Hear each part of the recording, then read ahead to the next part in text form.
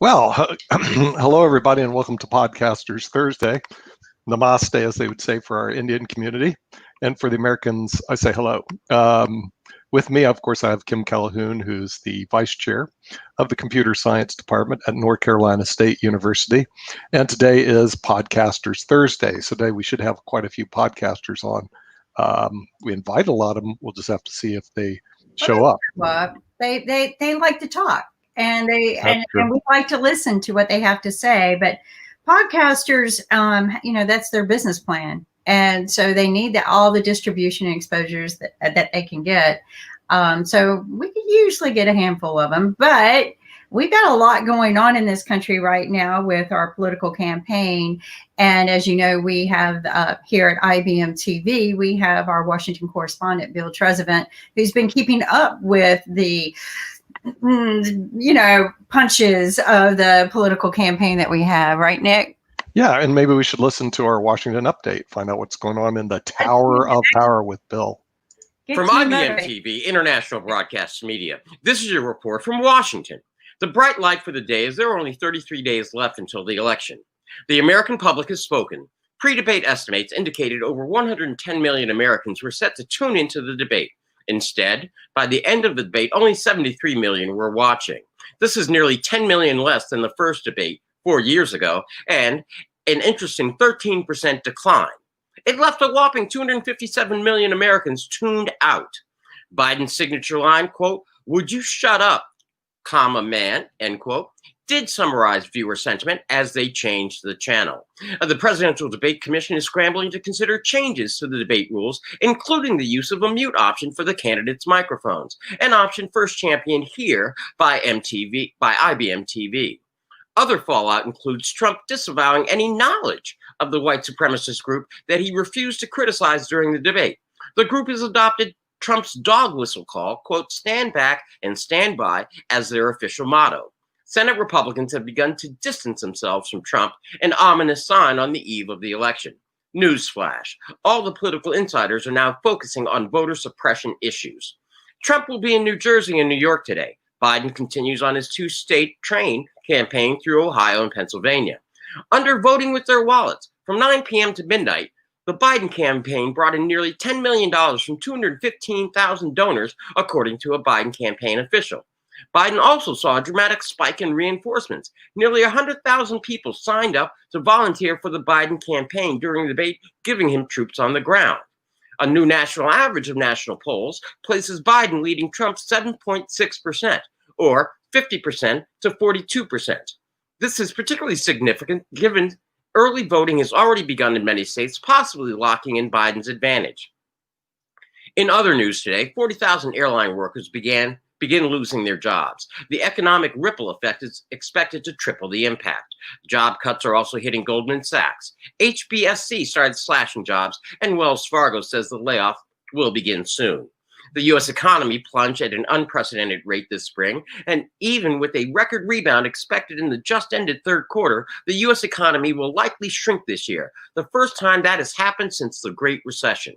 The gross domestic product, that is, the economy's total output of goods and services, fell at a rate of 31.4% in the April to June quarter. In spite of this mounting pressure, there is still no COVID deal, and Congress is set to adjourn for the rest of the month tomorrow. However, a funding measure was signed at the last minute, averting a government shutdown. It does set the stage for a monumental fight post-election during a lame duck session of Congress on December 11th. Overseas, U.S. Customs and Border Protection is blocking palm oil and palm oil products from Malaysia over allegations of forced labor abuses, including physical and sexual violence, debt bondage, withholding of wages, and the use of child labor. The European Union took legal action against Britain on Thursday over its plans to pass legislation that would breach parts of the legally binding divorce agreement the two sides reached late last year. The EU action underscores the worsening relations with Britain. Both sides are trying to forge a bare-bones agreement before the end of the year. Also abroad, unemployment rose for a fifth straight month in Europe in August amid concerns that extensive government support programs won't be able to keep many businesses hit by COVID restrictions afloat forever.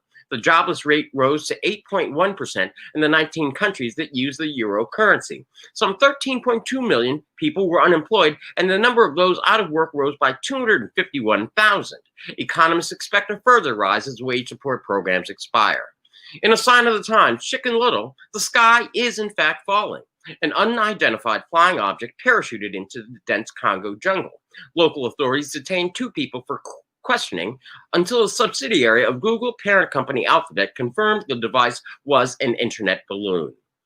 Finally, the current COVID death toll from Johns Hopkins is over 206,959 American souls lost and 1,014,557 global souls lost with no end in sight. That is your report for October 1st, 2020, from IBM TV, International Broadcast Media, smart television for a smarter global community, from dictatorships to democracies around the world. Good morning, good afternoon, and good night. I'm Bill Trezevant. I don't know where he gets these people ballooning in from, was it Amazon or Apple onto the Congo? That's I don't what know where Bill he does, finds though. that. He listens But the to thing the is, world. maybe.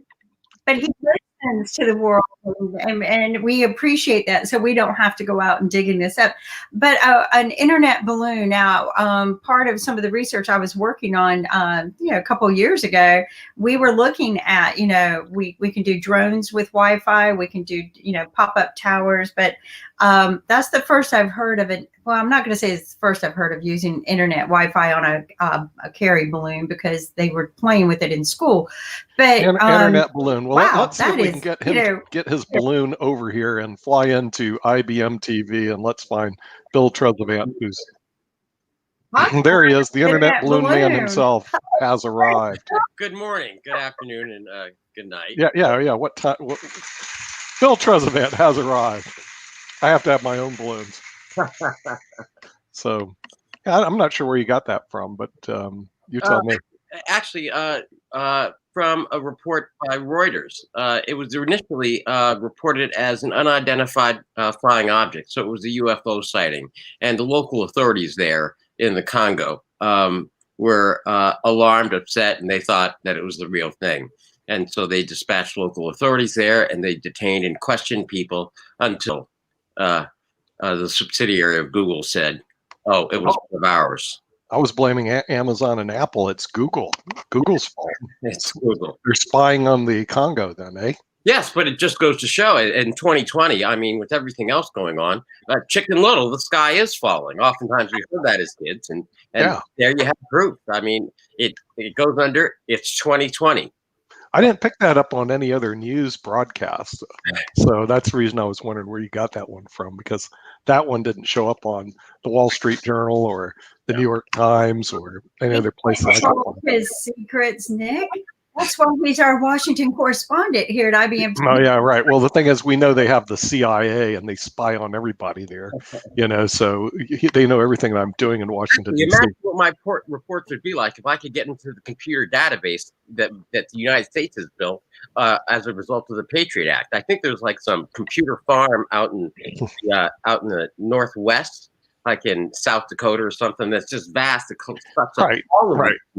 Yeah, and I know they're spying on me because I'm extremely important. They ignore everybody else, No, Nick, you are important. I don't think that they're spying on you, but I do think they are listening, and I'll tell you why. You might have missed this earlier on in the report, but the Presidential Debate Commission is scrambling to institute changes for the next 2 debates, given that people have just tuned out. And one of the top things that they are doing? The mic. Suggestion, muting the mic. Now, some people suggested switch. I saw from one of your postings that you suggested shock collars, which I found absolutely amusing. And if you wanted to elaborate on that, shock collars for the candidates. Yeah, talking about a lot of solutions.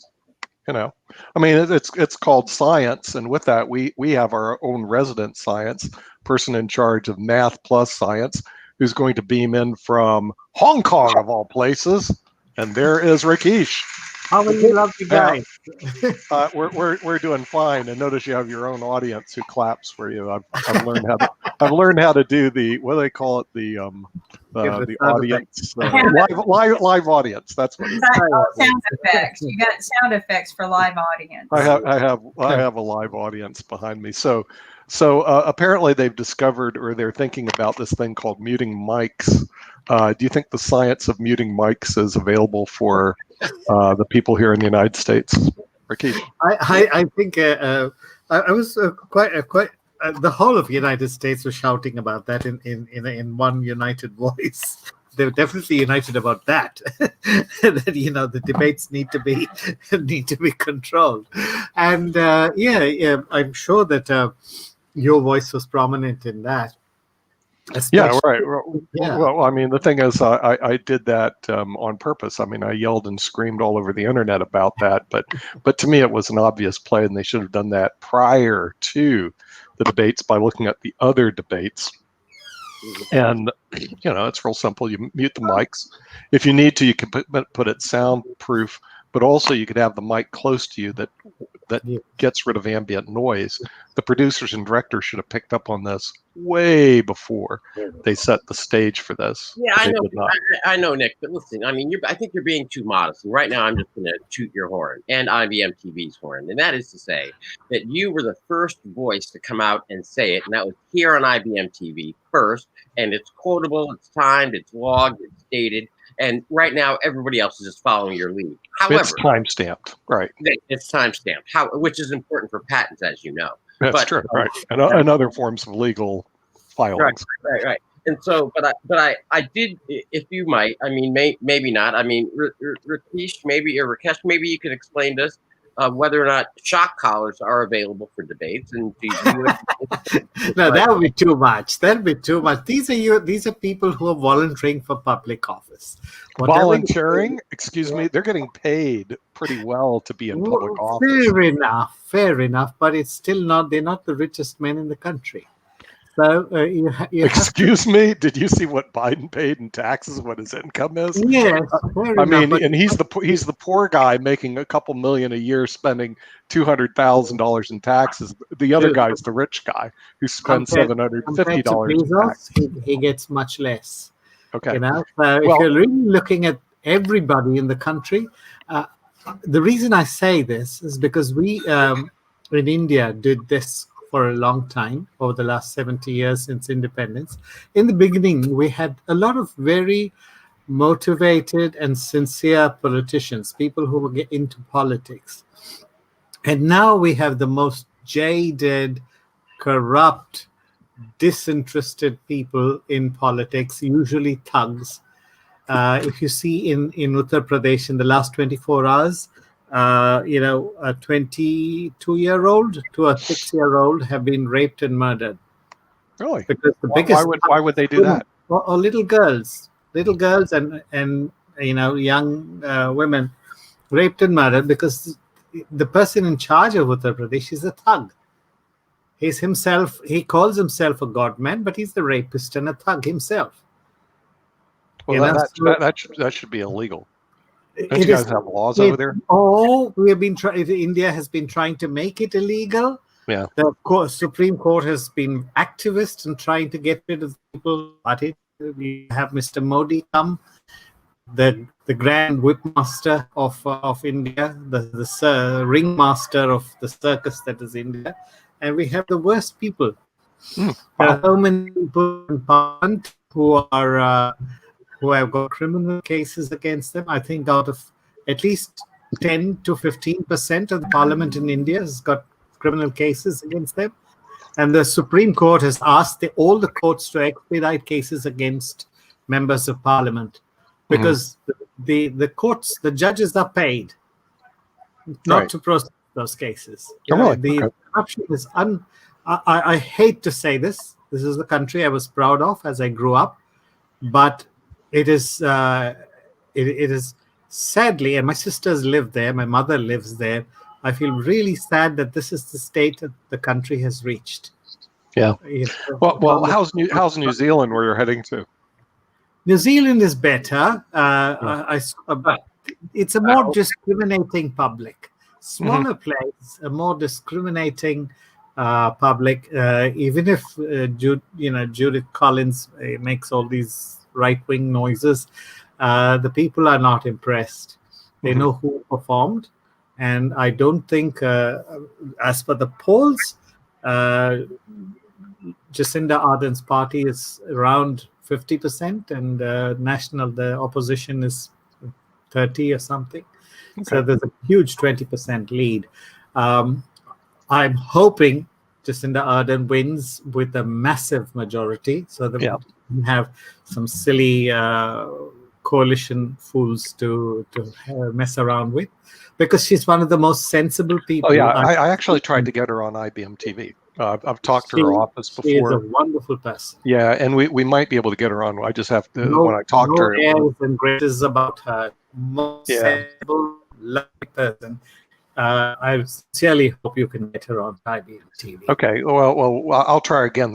I talked to her office a couple times. The problem is that she was busy with COVID-19 at the time. And campaigning now. Yeah, campaigning. Is that what she's doing now? Okay. Yes, well, as soon as that's over with, when do you think that's going to be over with? And I'll ring her back. So 17th is when the election will be over, and I think by October 18th or so, all the counting stuff will be done. All right. And perhaps give her a couple of days to appoint her cabinet, and then she should be available. Yeah, I mean, I talk to her office all the time. So the thing is, maybe after the 18th, we'll get Jayden. Now, it's not a big country. People that go, Prime Minister of New Zealand, oh, wow, that's wonderful. The country only has like 4.8 million. It's half the size of North Carolina. The people are just that much. But if you actually look at it, it occupies almost either 1/3 or half of Europe. It's a big country geographically. The population is small, 4.8 million. But if you count the sheep of 60 million, then you got a decent sized country over there, and that's New Zealand. But with the wool market dropping, the number of sheep have also dropped. We'll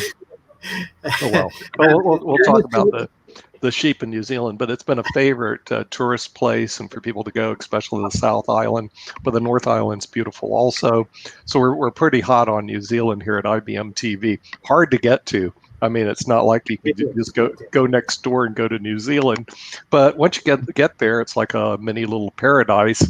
Yes. That's disconnected from the rest of the world, but it's a pretty cool place. I think it's a great place to vacation and hang out. But we'll see if we get her on after the election and talk about what's going on in the great country of New Zealand. I believe she's the prime minister there, Jayden, right? Okay, and we'll talk to her and find out what's going on, because I think our world viewers would be interested in listening to New Zealand. And what goes on in the great country of New Zealand. So anyway, that would be my thoughts. And by that time, maybe if you can get Helen Clark of UNDP on, you will find another very, very sensible, lovely person. Helen Clark? I don't have Helen Clark's contact information. I have the Prime Minister, but not Helen Clark. She's the head of the UNDP, so you could find her in some way. Oh, really? Okay, so I just have to go chase her down. I know how to do that. Speaking of know how to do that, Bill, do you have Senator Lemieux lined up for American politics? We're in the final stages of picking a date for the interview, and so I expect to finalize that day, and then we'll have Senator Lemieux. Oh, okay. All right, good. So that's, Senator Lemieux is certainly a very pleasant interview. I think he's very intelligent. Just a world of information about what's going on here. I'm excited to hear what he's going to have to say about the politics in America. Yeah, I mean, see, here's the typical thing. You get a guy who's really sharp, really honest, really intelligent, and he's no longer in politics anymore. And that's typical what goes on in America. If you have all the attributes of being a perfect leader, you don't go to politics, because the thing is, it's like a mud pool. And so what you do is you get, in actuarial statistics where I work in, you get what they call adverse selection. Okay, what it means in adverse selection, you get a pool of people that take insurance physicals. The the healthy ones drop out of the pool and the bad ones stay, and they call it adverse selection. I'm not kidding. All the actuaries who are listening to this understand adverse selection.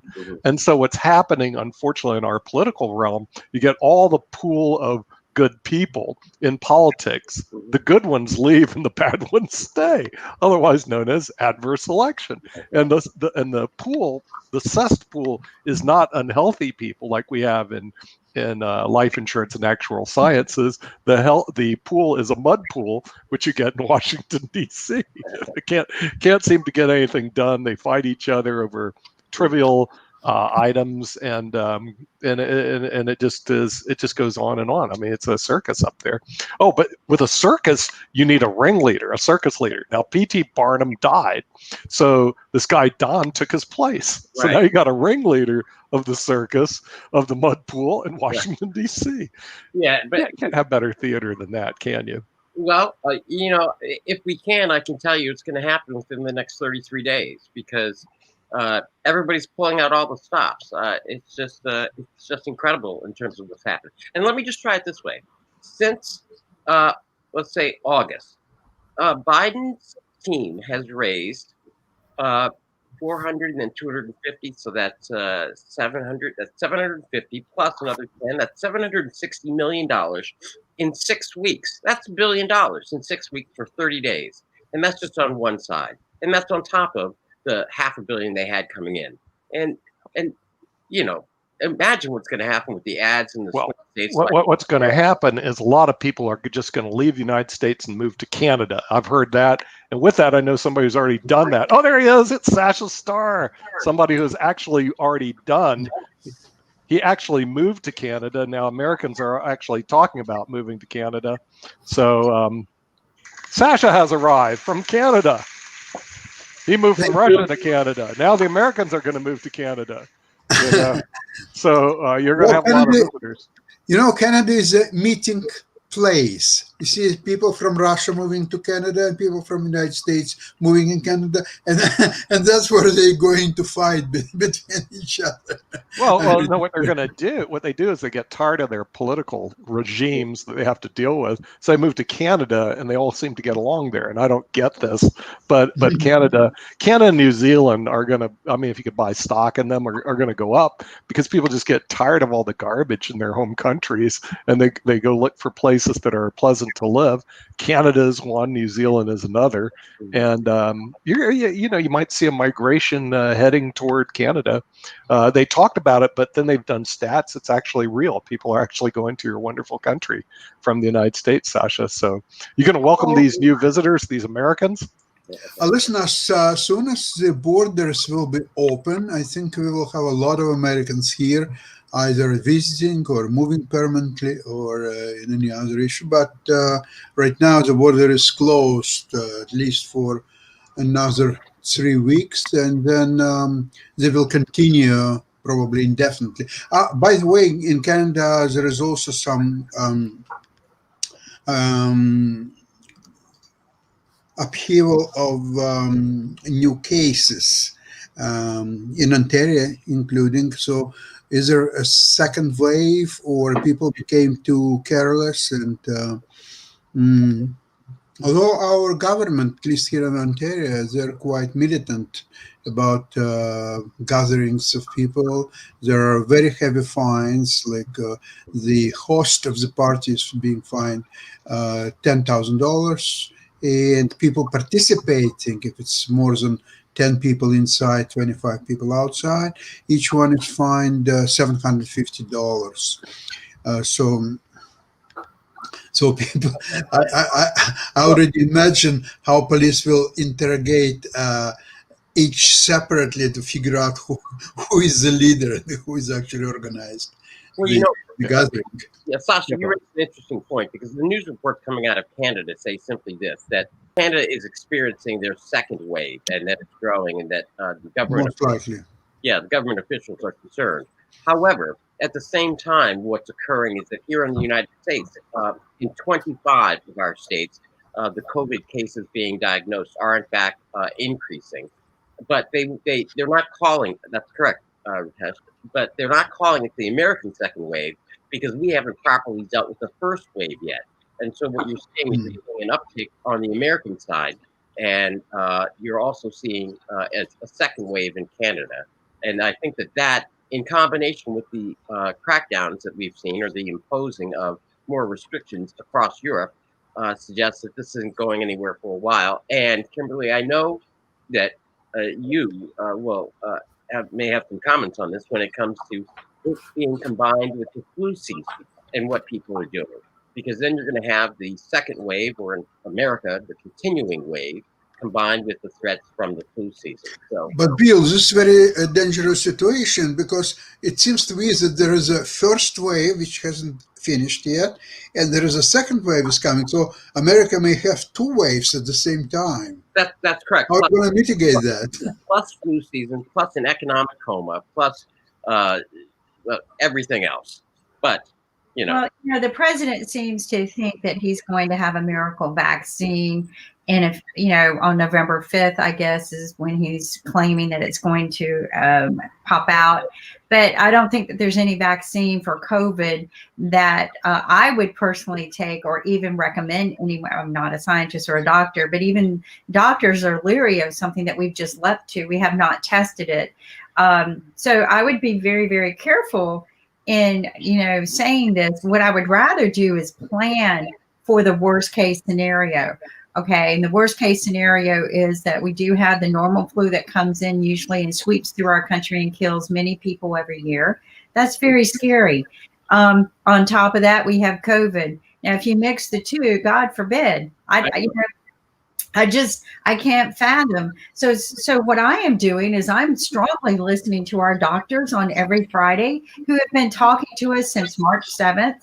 These doctors are from all over the world, in America, India, Malaysia, doctors from all over the world, and they all give the exact same messages. Okay. Mm-hmm. They all tell the same thing. So to me, when you've got that much consistency on what to do to prepare your body and protect yourself, and several of the doctors, they say, don't wait until you get sick to do this. Build your immunity up. Drink a lot of vitamin C, or eat a lot of vitamin C. Eat healthy. Get your weight down. Get physically sustained. Get a lot of vitamin D, even if you don't like to eat it or can't eat it because you're allergic to byproducts from vitamin D. Go out and stand in the sun for 15 minutes. 15 minutes should not burn your skin. Pick a time of day. Right. And there was the other item, just to remind you, because I forget how to pronounce it. It's quercetin. So quercetin is a product for infections, generally found in items I don't care to eat. But I do like grapes, but its highest potency is in an item I'm not particularly fond of, and now I can't even think of the name.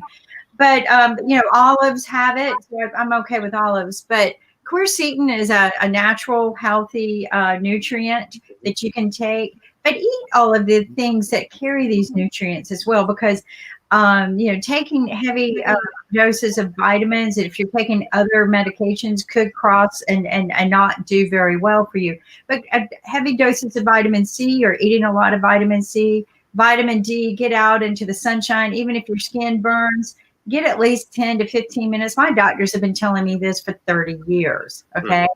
30 years I've heard this. So apparently this is not bad for you. I've always been told if you can do at least 15 minutes a day and get that into your body. But, and if you don't like milk, but what I have been told is high index hydration, right? Go look at your index rates for hydration.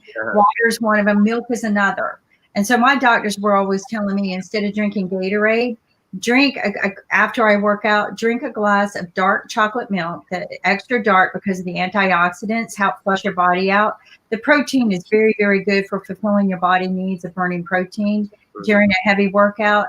But the D, you cannot beat the vitamin D that you get in the milk for building your muscles and replacing everything that you just stole from your body working out. So, and then the high hydration rate is high. So these are things, zinc.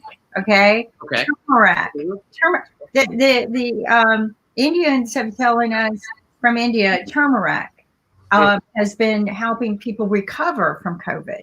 right? Mhm. So why not? This is what I ask people. Why not? Why not find a way? So I've been mixing in my teas a lot of ginger, a lot of turmeric, all of the items that we take, I've been mixing, I've been mixing into tea. That's right. So, but that's my fear is what we're going to do in mass amounts to our medical industry. Well, yeah, and I mean, first of all, Kimberly, that is exactly right. All of our viewers around the globe should listen to that, just because that's your number one defense. It's boosting the immune system. However, more importantly, here in the United States, not only is it increasing in the 25 states, but in Florida, the governor has essentially reopened the entire state, and that has led to mass gatherings and people out at the bars and the restaurants because there are no restrictions at all. And Florida has one of the hot spots down in Miami-Dade County. And just as a couple of weeks back, just to remind us, we were talking about the Sturgis motorcycle event that they had, and that was 250,000 people. And everybody said, well, we'll have to wait and see. That has turned out to actually become a super spreader event because the highest rates of increase in COVID diagnosed cases are in the Dakotas and all of those western states, including Iowa. So that one event where they just wanted to do whatever they wanted to do, they've now infected essentially the entire upper western half of the United States. And it's perplexing. Well, maybe we can send our plasma banks there and collect the plasma from the mass people that have become sick so that we can use plasma as a treatment. Again, that's another thing that I've heard from many doctors is that they have had so many positive results from using plasma from people who have recovered from COVID, which has always been a means of treating viruses that we don't know how to treat, right? So, why not? Why not say, okay, we've infected all of those people. Hopefully the majority recover. The fatality rates are low, but send a plasma bank up there and collect as much plasma as we can to carry into the next hot zones, right? Because as winter gets closer, we know COVID rates go up, right? The colder the weather gets, the rates go up. And we should be preparing for this, right? I hope our current president, I hope that they've done an inventory of all the medical closets, okay? Mm-hmm. And then I hope that they've set in a system of usage, okay? So that we know where to send the equipment before they need it, so that you know that you've got a full hospital and it's probably going to stay full for the next 3 weeks. Then you know that you need to be refilling that medical closet. Right. Maybe another hospital in Nebraska isn't full anymore, and you got an emergency need, you know that closet you can fill. And this is something they do in the military, right? So why aren't we doing it? And I'm going to promise you, nobody has done an audit on any medical closets out there except the doctors themselves. But this is something we should have been doing to prepare. We all kept talking next wave, and all we've been doing is talking. I have not seen our government do anything to prepare for it. I mean, Rakesh, what about you in your country? Are you guys preparing for any next hit? I don't know what's in Hong Kong. It's all traced, tracked, and isolated, and either they recover. We've not had any deaths for a long, long time. I think one was there about maybe 15 days, maybe more. That's about it. That was the last death. I think 25 deaths in Hong Kong. But I've just put an article on my Facebook page in Math Plus Science, where they talk about an enzyme called catalase, which is also naturally produced in the body. It's a very low-cost enzyme, and it breaks down the cell wall of the virus, as well as prevents it from replicating. So it's a low-cost option. It's one of the, I think, new possibilities that could come up. And I think government should go hell for leather in, sniffing out every possibility, and especially in the United States, the people who go out are the people who are economically productive. You can't afford to lose that population. Right. And it doesn't, because there's so many 60 odd variants of it. You have no rules at the moment. But these kind of things, just hunt it down, find out what is it's low cost. It's produced in our body. It's not going to kill anybody. It's produced in animals and plants also. So maybe look at diets which are rich in catalase. I don't know. Something has to be done, and a coordinated effort. You can't do this. This is my village, and I'm going to run it my way. This is just, it's a recipe for disaster. It is a recipe for disaster. We need to not just look at ourselves too, but if we learn to take care of ourselves, if each of us take control of ourselves, and that will grow and spread. The government needs to take a look at the overall picture and, where we can do things on a grander scale. I am still thinking, so we also heard today, and we have a guest that just popped in for podcasters, but we heard that Disney's, laying off a tremendous amount of employees, which is just totally shocking to me that we would have to go to this extent. So if you look at that and then look at how many people are losing their jobs in the airlines, it's tremendous. And I also want to bring up another subject so that we don't forget it. And I want you guys to kind of put it in your head. Is this, we talked about how, and somebody brought this up yesterday, a lot of stores are cleaning their shelves of anything from China, and how we're like taking a huge, building a wall against China or cutting them off from the world. But my question to many people is I see this, but is it being discriminatory in the way that they're doing it? Because Lenovo is from China, and we still do a lot of business with Lenovo in the United States, a lot. And Lenovo laid off a huge portion of the American public because it's too expensive to employ the Americans. So I would like to take a look at that window and are we being prejudiced in who we're cutting off with China and who we're not? We're cutting them off because they're from China. Well, what about these people? And I don't want to cut off Lenovo. I loved Lenovo. Lenovo was very good to us when we were employed with them. To me, they were probably one of the better companies to work for, other than a Japanese company I worked for many years. So, but I want to take a look at that. And then now we need to move into podcast. Go ahead, Bill. You got something to say? No, it'll stay for later, but let's go. No, go ahead. Go ahead. I'm going to spin in our podcaster, but go ahead and say what you got to say. Well, I was just going to say initially, just in reaction to what you raised, it seems nuanced, it seems small, but it's a precursor of a more disturbing movement, and that's nationalism taken to a very specific targeting of a country or a people. And in that regard, you cannot underestimate when a nation starts to target particular people. What then happens within the context of a volatile political. There we go. That's my concern. That it may be just Chicken Little, the sky is falling. But when you start to target a specific ethnic group by a nation, that leads to very, very bad results, as we've seen throughout history. That was my only observation. No. Okay, one more observation, please. May I make? Yes, you please. Number one news. As you know, I'm following betting site, Bet365.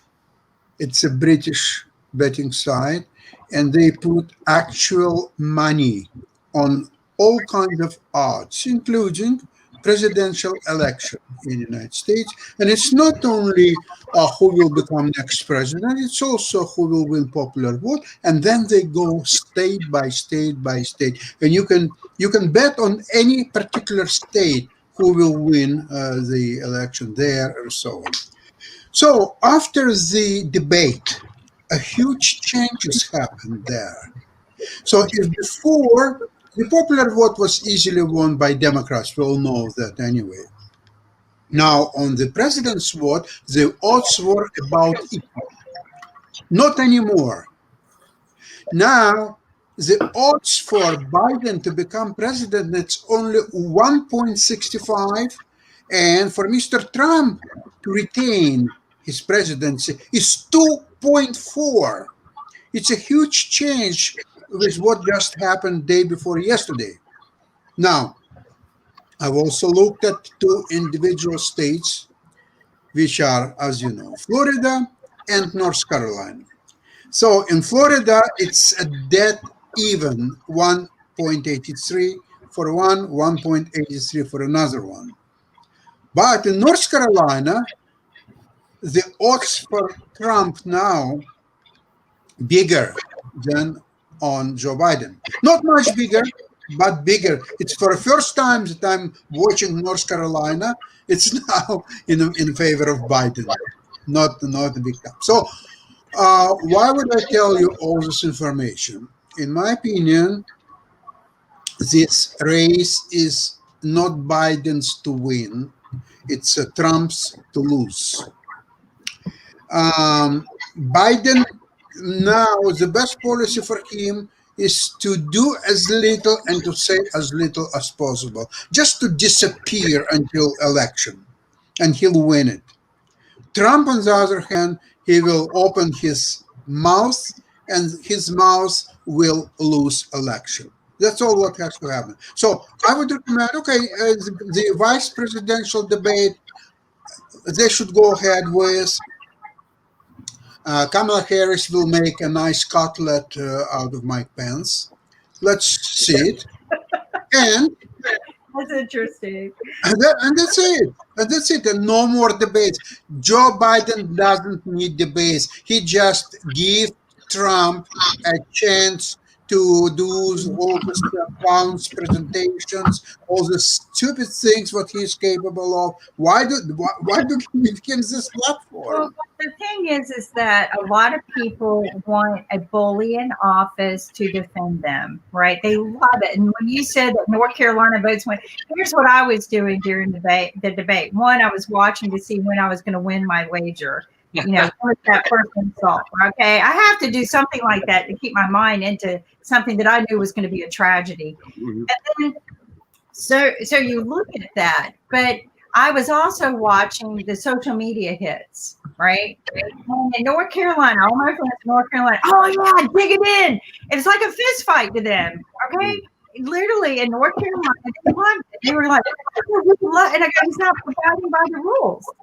He doesn't. No, you don't need to abide by the rules in a debate. It's a fight. He's winning. He's scratching. And he's got this. He's down. And I go, okay, so integrity is totally.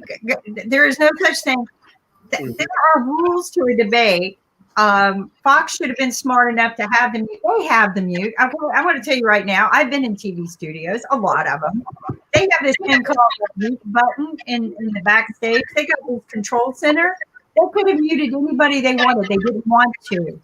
The reason is in television land, the more it bleeds, the better it leads. Mm-hmm. And quite honestly, I think they were hoping that there was going to be a fist fight on stage. I really think they were hoping for that. You could see the body language. Trump was pacing because it wasn't his turn to talk. It was like a dog. My turn, my turn. And you can see Biden was putting up this wall of, hey, it's my turn. I get to speak. Biden was trying to abide by the rules of engagement for debating. And if you've ever been in a real debate, Fox didn't even host this like a real debate. There was nothing there with a time clock so that they can see that their time was up. There was nothing like a real debate. Fox, to me, I agree with Nick on that term. I had said even before that they should have had soundproof booths for them. I was saying that earlier because I just knew how Trump could be. But you can't take this back. But the thing is that it riled the Trump fans. And his statement, and I'm not going to say it because I think it's an extreme racist call. Trump made an extreme racist call, and he didn't say it once. He said it twice. And so he was reaching out to that community to rile them up. And because all racist communities, they all have their spin-off line. They all have their tag off line. Their rah-rah, get them up motivator line. Any organization does, right? If you go sell vacuum cleaners, hell, the game's all here. Right. Can we sell vacuum? If we sell vacuum, so they all have their motivators, and Trump was doing that. So, I agree with you guys, but my most biggest concern now isn't going to be about what my president can do for my country, because I think whatever president gets in place, it's going to be a 10-year fix. My question is what can we do for our country now? What do we do as individuals, right? Like podcasting. Dylan. Yeah, right. Hello. Hey, how are you? Out here changing the world with our microphones. I'm doing all right. That's right. So what are you doing today? Today, Zach and I are meeting up. We've got some stuff to record. We've done some appearances recently on other podcasts. Got some script writing for various projects that needs to be done, and laundry. Oh, So, sure. The household chores, right? oh yeah, the glamorous life of a 30-year-old. Well, these are things you have to maintain, right, to sustain life. And just because we are locked down doesn't mean we stop taking care of ourselves. That's Not at the all. message here. So the thing is that you've been doing some appearances. That's awesome. That's how you promote. We were talking about that yesterday. Oh, yeah. So how do you go about finding the right appearances to make? Yeah. A lot of it comes through social media, which Zach primarily handles.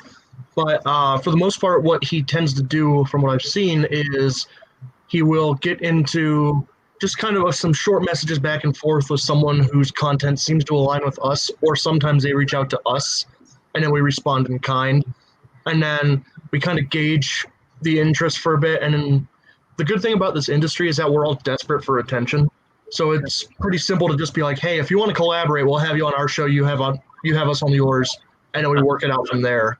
So just been kind of a lot of it comes through Instagram, which is surprising. I mean, if I could just ask well, remember I'm the late guy to the party, so don't mind me. And that is this: that with all of the noise that's out there on the internet, how do you actually screen people that besides the general alignment of values and such, from the nutcases that are out there? Because, you never know, the ones that want to be your friends that show up, and then before you know it, because you think they're innocuous, and then before you know it, they're posting stuff, and you're just like, oh my God, how do I get them out of my stream? How do I disassociate myself from them? How do you deal with that, Dylan? I mean, it's a good part of just basic intuition, social media use. Zach and I have been using for a little bit, and we know kind of what to look for when we find new content just casually, stuff we listen to normally. We kind of look at the descriptions, see who some of their guests are, go to their Instagram feed and see what they post. And then we've had a few instances where we have found people who are not quite in the demographic that we are aiming for, or at least their content doesn't quite match with ours so much. And that is so elegant. Do you mind if I borrow that sometime? I'll be like, by all means. It wasn't quite in my targeted demographic zone. So, we move in a different direction. Hilarious. Yeah. Go ahead, listen, I'm sorry. One thing that we've learned to look out for is people who describe themselves as not afraid to say anything, or unfiltered, or we tell it like it. That sort of code. And we've kind of realized, all right, if we go on this, we're going to have to push back against a certain amount of stuff they say. Wow. Yeah. Well, and there's a fine line there, right? Like at IBM TV, I'm not going to say we're unfiltered. We are very filtered for clean content, right? And we try to stay away from some controversies, but you got to have talk. You got to have some controversies. But there's a fine line out there, and I agree with you. I will say this, something I learned from Walter Football, who had a fantasy football TV show, and I worked with him for a year, which was a great learning experience. He's a big podcaster, gets 6 million fans. And he said in the very beginning, when he first started podcasting over 20 years ago, that he would get these negative feedbacks, and he felt like he had to argue back with all of them. And then one day he woke up that he was spending all his time and getting angst. He realized they were actually watching his show, negative or not. They're watching his show, and he said, and the negative would also bring up some things. Hey, well, maybe I should do this, or maybe I should take into consideration this, right? So he started appreciating the negative, and he would write back to them, "Thank you so much for watching. One, thank you for watching my show that intensely, and two, thank you for being a fan, because negative is still a fan." So, I learned from that that sometimes raising those awarenesses that might not be agreeing to what your mission is can be helpful, because that's how he built a 6 million fan base. Which I was impressed with. I was like, wow, how did you do this? Because he had a lot of competition out there, right? He wasn't, I wouldn't say he wasn't unique. Where he was unique is his mind was very, very bright and smart compared to probably a lot of other people who were doing the same thing. And not to say they weren't smart, but he really knew his business. So, so it was creditable. But it's hard to filter out the noise that's out there. And that's one of the things we wanted to do, because YouTube became oversaturated. That was the biggest complaint I was hearing from a lot of people who were going to YouTube for their business. It's like, God, it's growing by 1 million a week now. And so we decided, but why don't we filter out the stuff that is good, clean, smart, positive, inspired, like your show, Dylan, you and Zach. I talking upstream. I mean, I don't know if you noticed this, but Mark and I are constantly there texting. Oh yeah. I do my best to answer any comments on the air, but I can't take that much. There's so many, I can't take as much time as I'd like, unfortunately. No, we know, but that's how engaging it is, right? Oh yeah. Good. But yeah. Good, positive, it's healthy.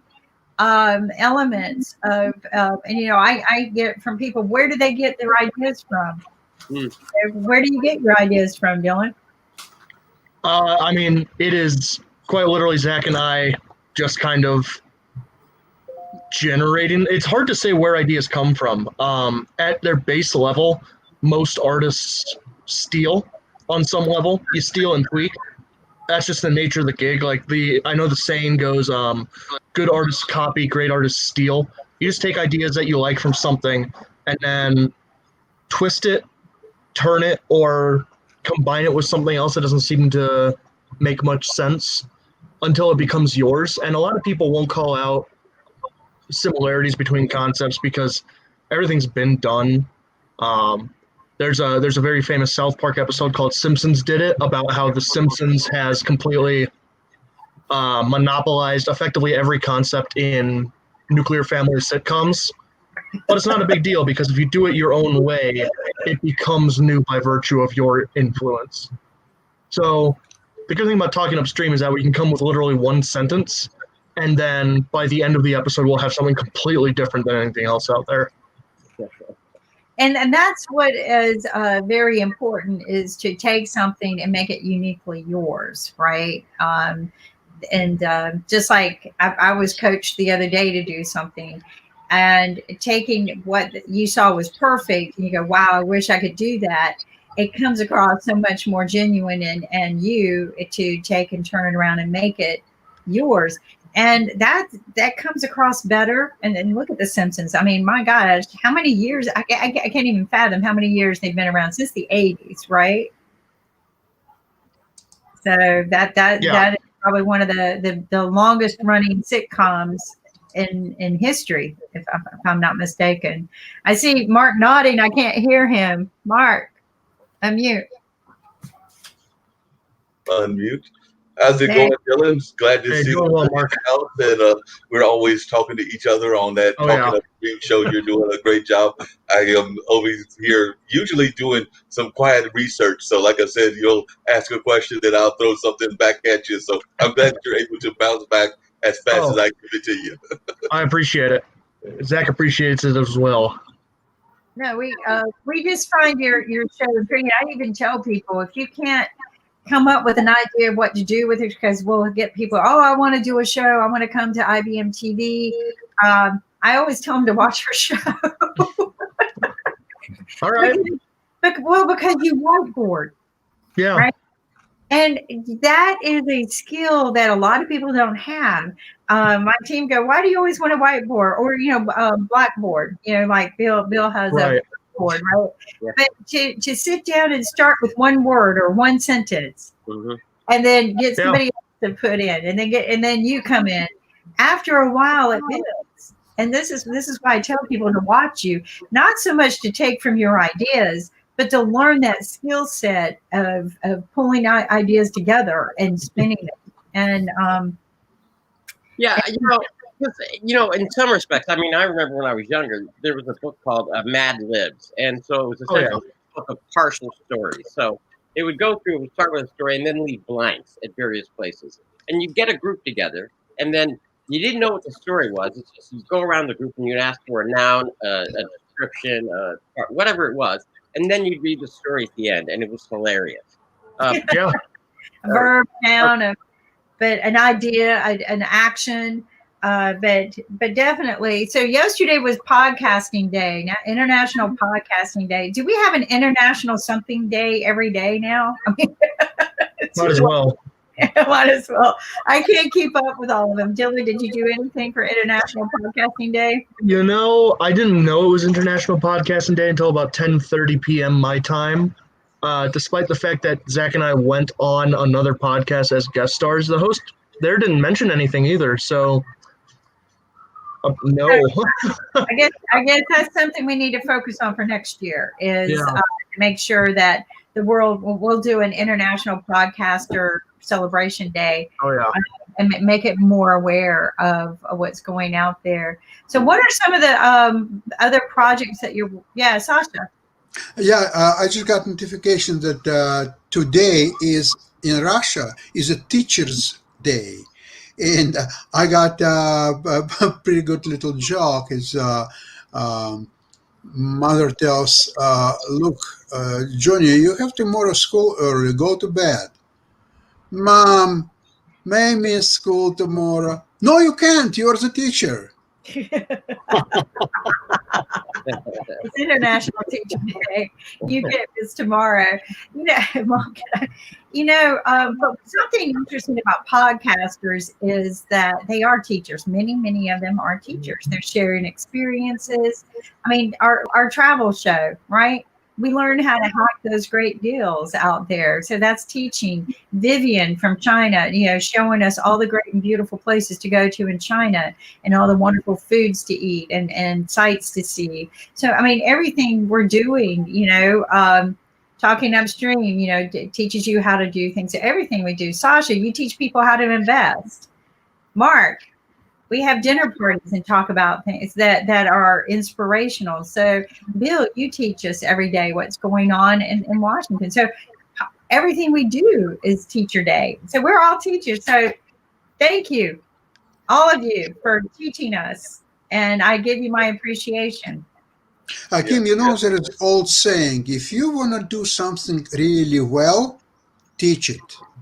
Learn it once, teach it twice is something I heard in a podcast not too long ago. Learn it once or teach it 4 times. I've got it written down, but that's the rule of how to do things, right? That's how we grow our society. Learn it once, teach it more than once. Yes, very much true. Kim, I don't know if you got a chance to watch the online dinner party yesterday, but it was actually an educational summit. So we actually had the pleasure of having teachers from Texas, New Jersey, New York, and Florida that were all talking about their teaching experience, and they were in a lot of very high-end jobs in those various states. So they gave us a lot of talk around the importance of teachers, and they also talked about the importance of mentors in their life. So a number of them had been not just regular teachers, but mentors as well. And one of them was actually a stand-up comedian. So she even talked about how she brought stand-up comedy to the teaching room. So it was definitely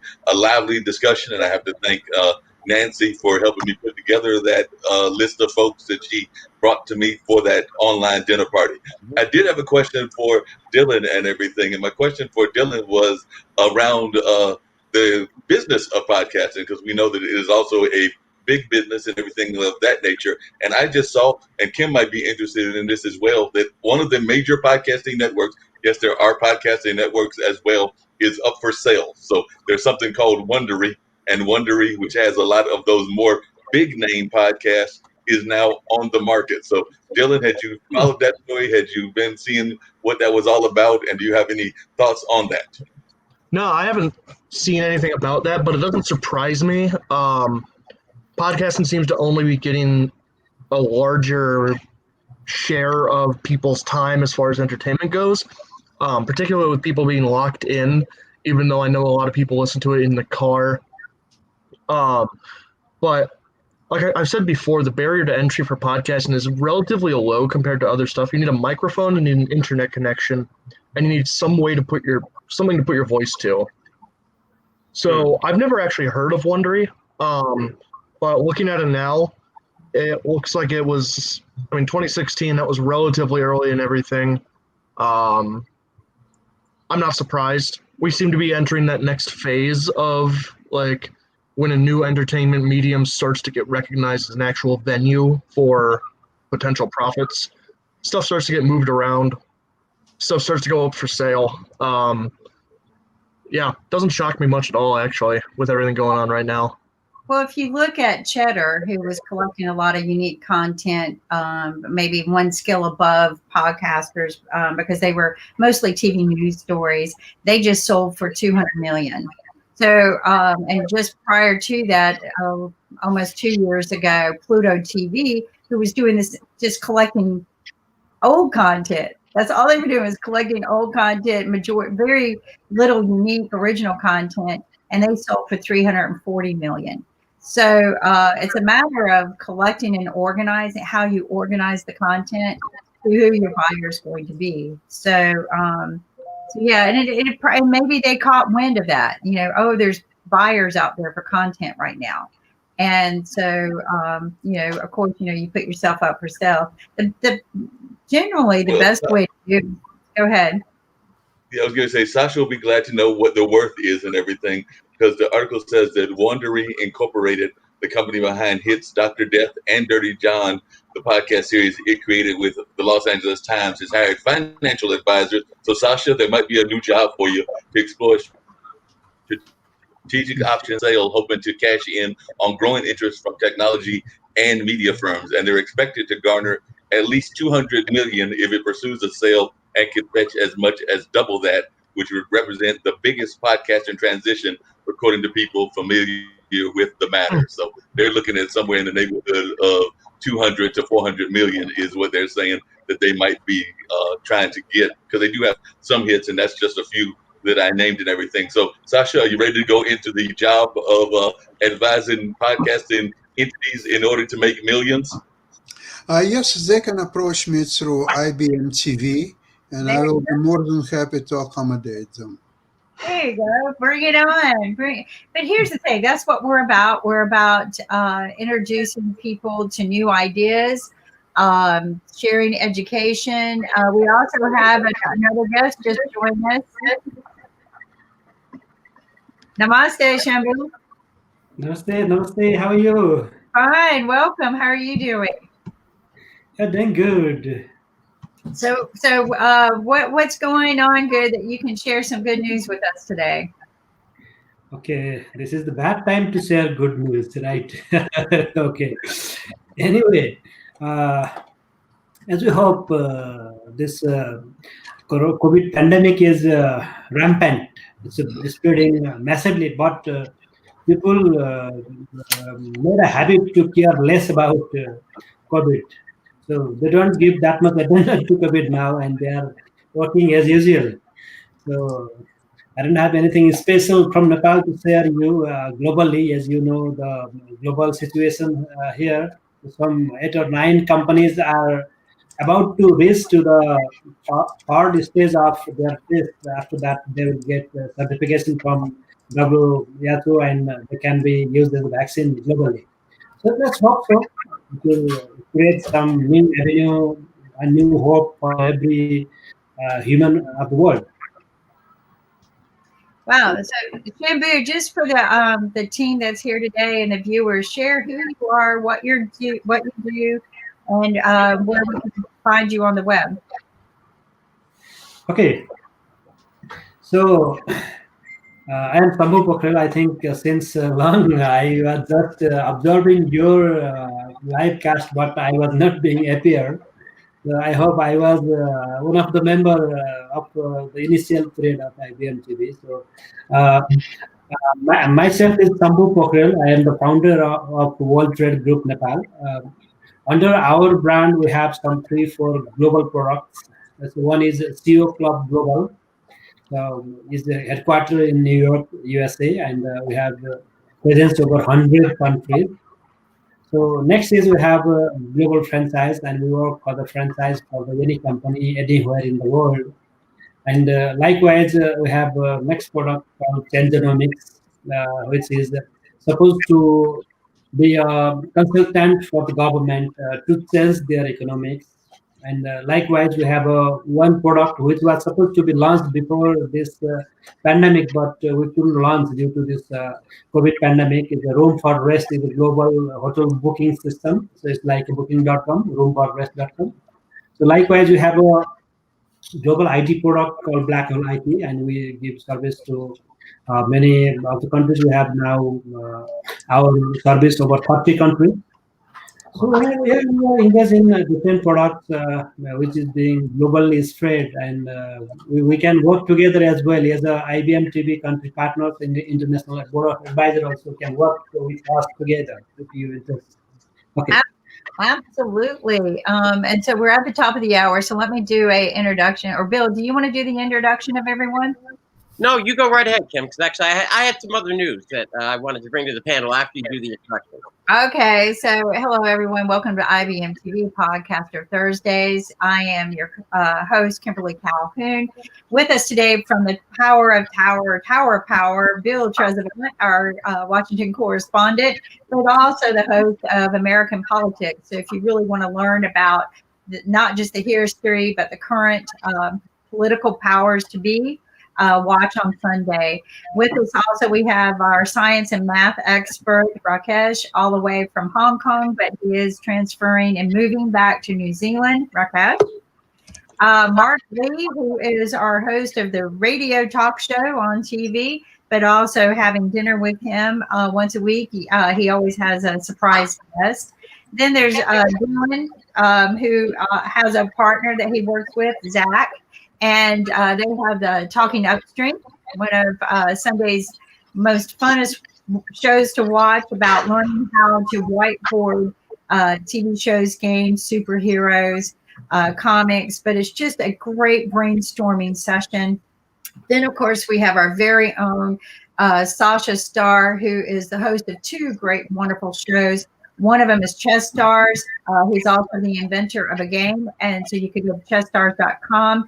And there you can learn how to play chess. You can watch the history of chess. You can watch people who played chess 100 years ago, how they made their moves. Chess. He also has the chess show on Saturday, which is a lot of fun to watch.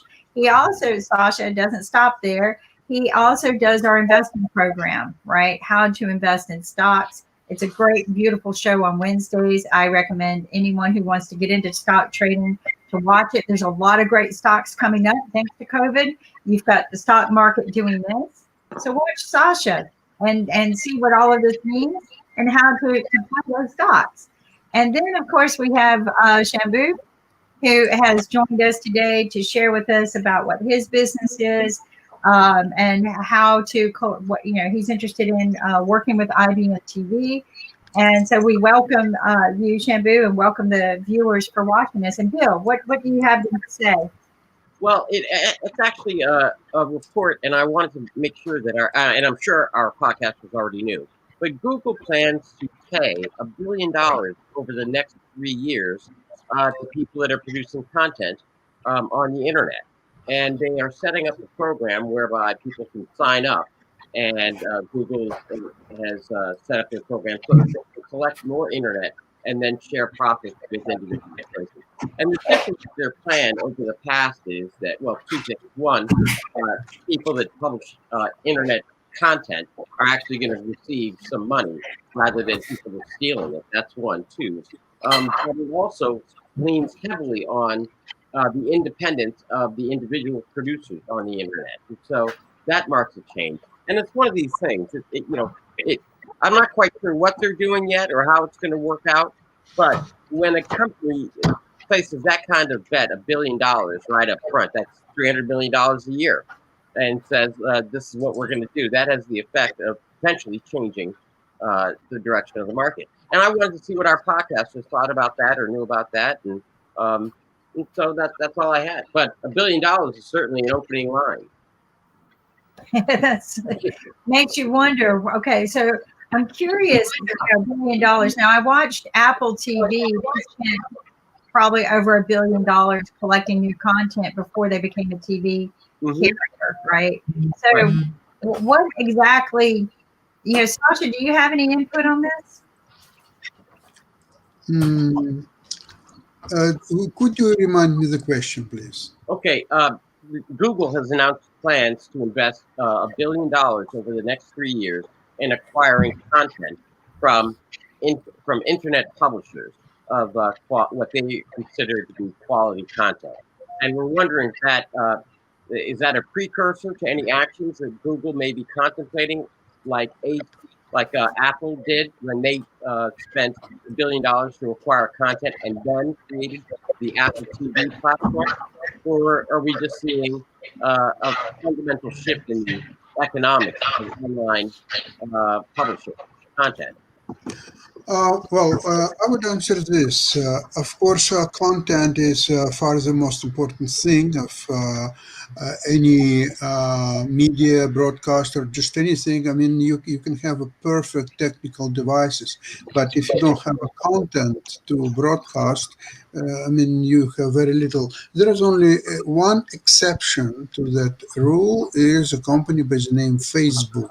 They introduced the absolutely incredible concept of a very valuable high-tech company without its own content. They don't need content. We are the ones who are creating their content for free without even being paid, and that's all the rest of it.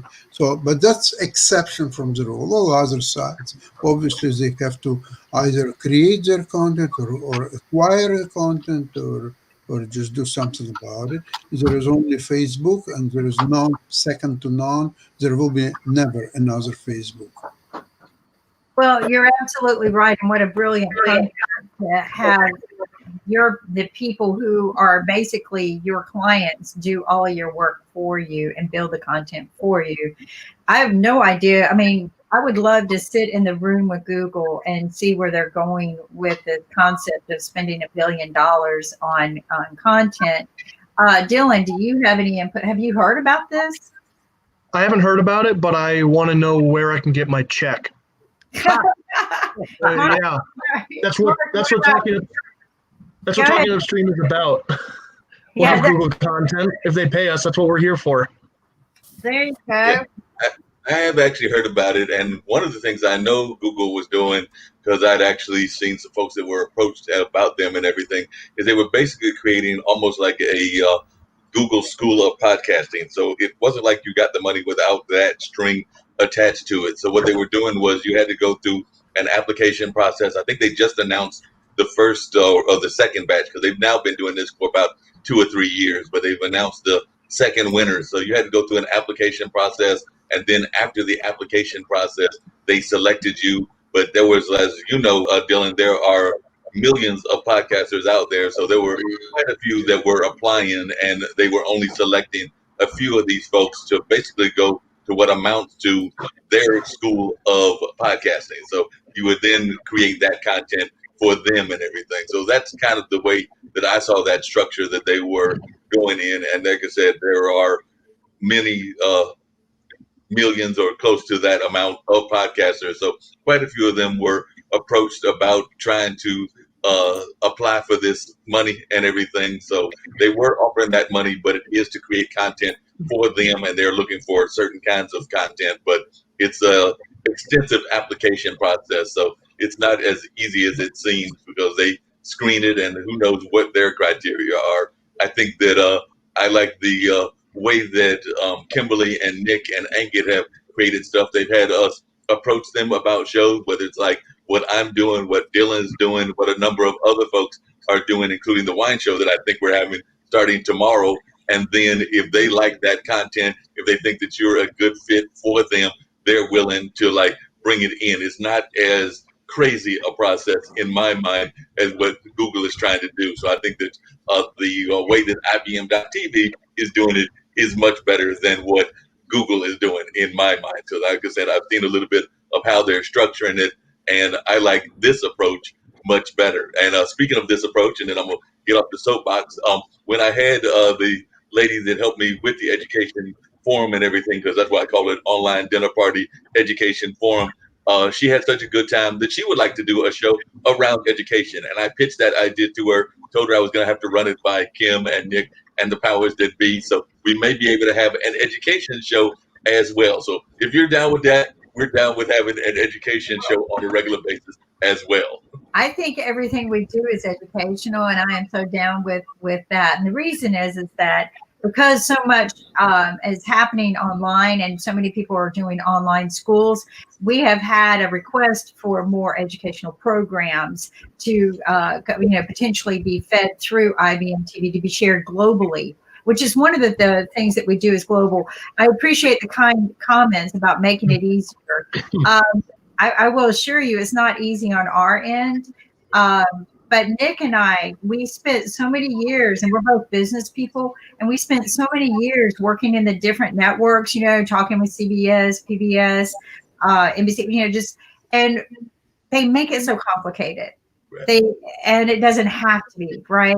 Make it easy for the other people, the content providers as well, so that they maybe will fix what they have and come back. But they make it complicated and very not cost effective. So Nick and I, when we got together with this idea to do this, we said, hey, how can we just make it cost effective and more accessible? Okay. Not easy, but just more accessible for the good content that exists out there. And for people who might not know how to do it, we try to teach you, but what we try to do is let you run forth with what you have. And then if you figure it out from there. And we try to help as much as possible. But thank you for the kind words. And I will share this, and we got a new guest, but AT&T did the same thing for many years. They would host hackathons to get ideas to attach to the network. So they would host application hackathons, big ones in Las Vegas, right? Sure. And you would go there and it would be an app application. They would give you maybe 4 categories that they wanted to fulfill. Well, there in one weekend, they would get maybe 4,000 apps that they could upload to their network, right? So they all kind of do that. Where they want to kind of, I'm not going to say steal, but acquire, like very cost effectively acquire. Yeah, they would steal. I mean, you can use it, Kimberly. They would do that and then steal. But go ahead. I'm sorry. No, but they would inspire people to create these things for them, right? And that you have all these contracts in place, and they might pay you. The winners get paid $1,500. But what a cost-effective means to get a lot of great content fed into them, right? Mm-hmm. To have maybe hosted a huge event that everybody got to come to and have fun at. They probably put up another, that the event generally I would say cost maybe about, $20,000, $30,000 to host, but then maybe spend another $10,000 for awards and prizes. And you walk out with a couple of thousand apps that you can generate to your businesses. We have with us a new TV show coming up. I want to introduce her, Win. And our TV show is Win with Win. And it's about women empowerment women in business. It's also about the suffrage that women has gone through in the history of time. Wynn brings her podcast experience and to IBM TV with a lot of wisdom, a lot of different voices, speaking from all different varieties, very diverse. Not just in one language. There will be other, people coming and sharing their stories from all over the world. Welcome, Wynn, and share with everyone who you are, what you do, and what your podcast is, and when it's going to start. What I do is I teach people how to live a fabulous life with a disability. I happen to be disabled, so my work is centered around people with disabilities. I have a nationally known podcast right now called Ask Wynn, and I also host the Artwork of CP and the Amazing Voices of Teachers. But the reason why I'm coming to IMTV is because I want to not only spread my platform, but also empower the other voices out there in the women's universe. And so that kicks off Monday morning at 7 a.m. Mountain Time, and I'm excited. I am too. Excellent. I mean, you are so inspirational, Wynn, that you do this, not just for yourself, but for others, so that others have a voice, that there's awareness out there of the struggles of not just being a woman, but having disabilities. Doesn't have to stop you from being successful. It doesn't have to stop you from having a voice. But 7 a.m. Mountain Time, she is definitely a trooper. She's going to be airing just before our 10 a.m. show with Bill Trezevant on Monday mornings, and then our economic day. So it's called Win with Win, because we think it's a winning story. Go ahead. Actually, no pun intended. No pun intended. But Wynn, I think you're being a little bashful, because I learned somewhere that, isn't it true that you just reached the milestone of 60,000 downloads of the program? Yeah. Okay. As of yesterday, I reached 60,000 downloads, and I'm honored and proud of it. And hopefully, in conjunction with IMTV, hopefully that will remain. And so, yeah. I think there was one more thing, Wynn, because I know that you're really passionate.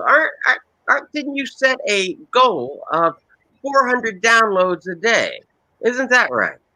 Yep, we're working on that goal. We're working on that goal of 400 downloads per episode, but I'm really honored to be working with you guys, and I tried way back when I tried to do my own YouTube TV show, but at the time I didn't have the capabilities to do it. And so I was lucky enough to stumble upon Mind Closet 101, who invited me on, and then I was lucky enough to be interviewed by Kim and interviewed by Bill, and we had a grand old time on Mind Closet 101, and was a blow, and then they saw my work, and I have been with you guys ever since, and I'm honored to be a host now. Well, actually, when just my final, I just don't mean to toot your horn, but I mean, we're honored. You're a heavy hitter, and you're joining IBM, and quite frankly, I'm impressed. And so on behalf of IBM TV, I say that we are glad, only because you're coming in and, you're certainly upping the game around here. So, well, I try. I mean, I don't know. Yeah, we had a quick question, but I saw that Dylan was going to leave the house and everything. So I wanted to know if Dylan had any comments about Win Show or just about podcasting in general. Because one of the things I was going to ask is, I will admit, I'm a veteran. I don't always set goals of like downloads. I probably should. Do you set goals for downloads the way that Win has, and how have you managed on doing that? Because then I'd like Win to talk about whether she thinks that's an important strategy for podcasters, because we are Podcasters Thursday. So Dylan, since I know you're going to leave, I'd wonder to know whether you set goals and your thoughts about Win's podcasting background. I mean, 60,000 downloads total is incredible. And 400 a day is also incredible. As far as goals go, Zach and I effectively just set goals to get stuff out there for now. We're going to go for metrics in a little bit. Okay. So that's same thing with Mark. Like, just kind of how do you foresee that? Maybe we can have a session on how does Win get this accomplished, because yes, we can. Yes, we can share the knowledge on we have a monthly meeting that's coming up, so we can share the knowledge.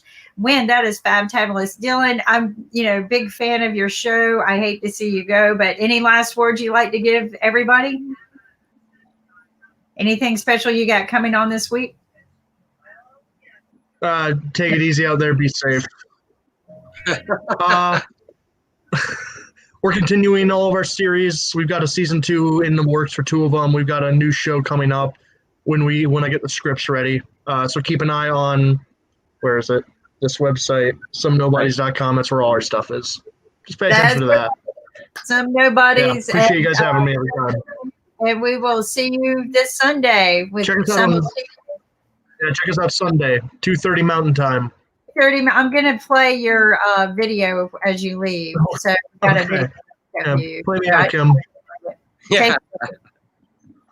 There we go. Did you find it? I always love having some Nobodies come on and talk with us about what's going on in their show. Again, it's fun for me to watch people brainstorm. I think that's what I like, because I don't have that anymore. My company, we used to, sit in front of a whiteboard, and I would have the team, and we would start off with one thing, and then we would branch it out and whiteboard things. And we don't do that anymore. And I miss that, right? I miss, and so I guess that's why it's become one of my favorite ones. Shampoo, what do you think about 60,000 downloads? Wow, that's impressive. Yeah, it's very amazing. Yes, how could it happen? Maybe a special troll or something like that. So, we can get that. Yeah, it is taking a lot of consistency, and what amazes me is that every time I do this, it lights me up, and every time I do something with the guest shares an incredible story with me. I have been at this today in particular. I got up at 4:30 a.m. this morning and did a interview of a young man who's 29 years old, who's literally dying of COVID. And we talked about how the medical system in the UK is not helping him. He's really lost hope. He's lost his job. He's lost, and it caught me off guard. And 4:30 in the morning, here I thought that that he and I were just going to have a pre-show chat, and he goes, "I want to do this now," and I said, "Okay," because I put in the COVID support group. I said, I need to interview people with COVID who've had COVID, and I got a lot of responses. I haven't necessarily gone through all of them, but that will be a totally interesting episode for people to listen to, just because of the matter at hand. And then I have a friend who had a family member pass away of COVID, and so I think now we need to empower the ones with COVID who are suffering to get their voices out there, because it's going to be a legacy piece. I wish that I had the wherewithal to interview my girlfriend's uncle, but we are making history as it happens. I mean, we're sitting here in a presidential election making history, not only with the presidential election, but we're also making history as it happens, sitting in a world pandemic.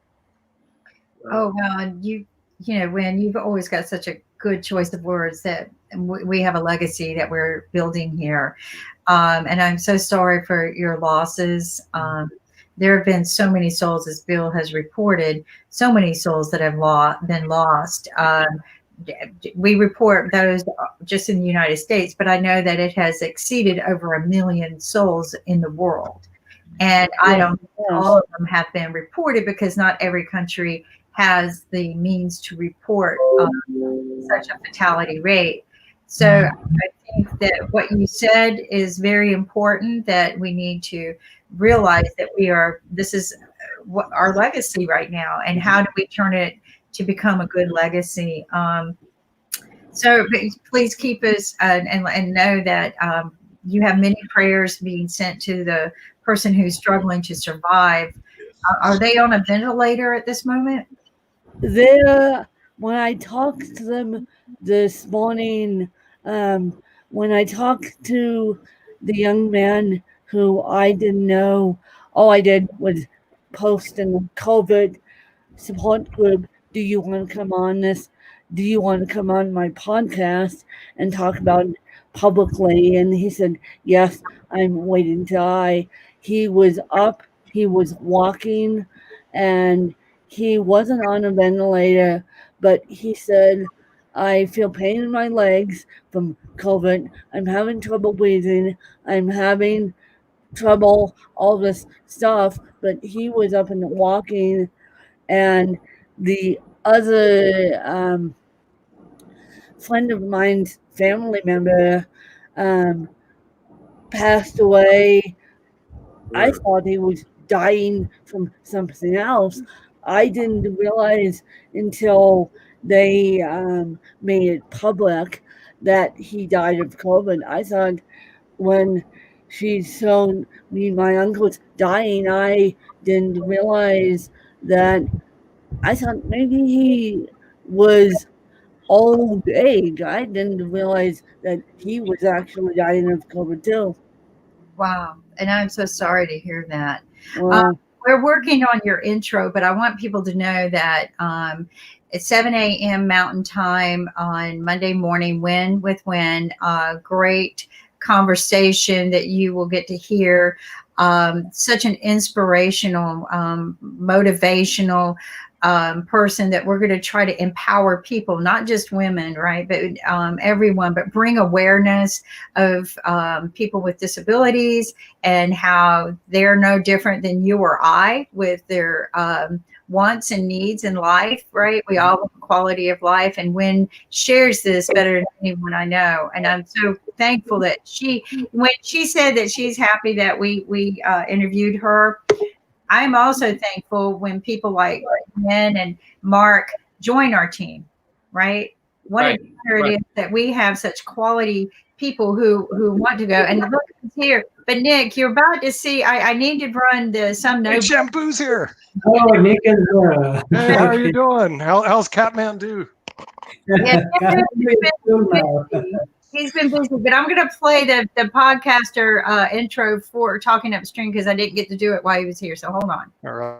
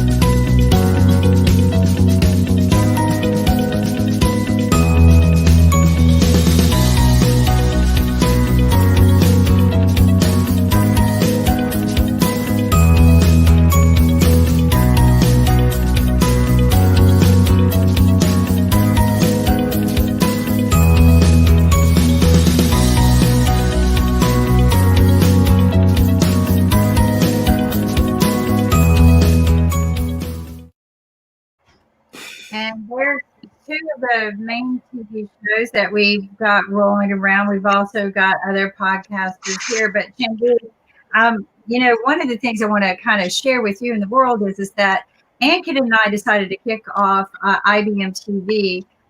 As you know, we've been having the Global Board of Advisor meetings, but we decided to officially kick it off March 7th. We have over 200 days, over 100,000 hours recorded. We started out with one show that was supposed to be 15 minutes a day of just bringing awareness of what COVID was happening from around the world because we were meeting with the Global Board of Advisors and heard so much. So it grew to an hour within days. We were filming an hour. Within a week, we were doing 4 hours a day, 7 days a week.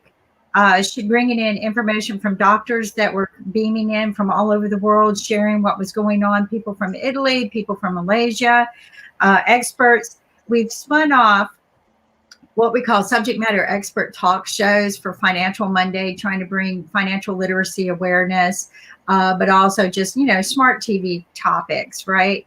We now, I will say this, about 2 months ago, we had maybe 15 new TV shows airing all over the place, different hours.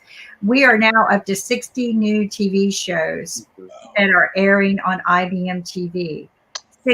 In about 122 countries, but there's a history behind this. Shampoo was our first beta test that we ever did.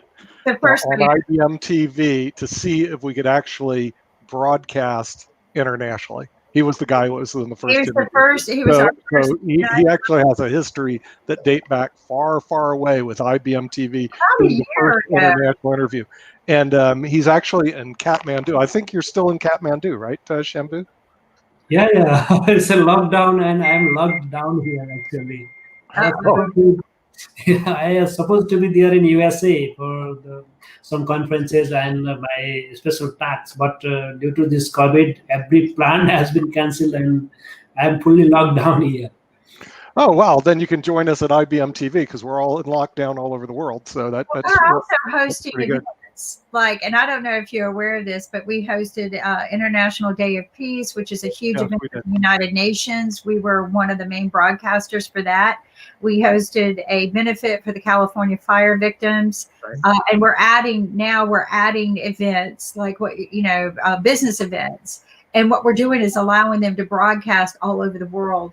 And Nick says we're in 122 countries, but on International Day of Peace, we exceeded over 200 countries that we were beaming out to in collaboration with them. But one of the great things is to watch the fact that we're growing 3 new TV shows a week, right? So, go ahead. Sorry, I would like to request Kim and Nick, as I myself own a television station here, which is being broadcasted from here, but it's viewed 120 countries as well. This is a business TV. So I have some ideas how to generate revenue and how to make a more public catchy programs. So we can discuss and make this IBM TV more powerful, more viewable as well. Mm-hmm. Yeah. Okay. That's always a good thing. Nick, applause line, Nick. Oh, my applause line. Just a minute. I got to plug my applause line in. You're right.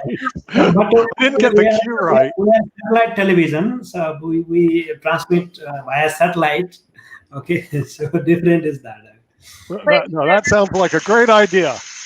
Great idea, Shambhu. Nick has special picks.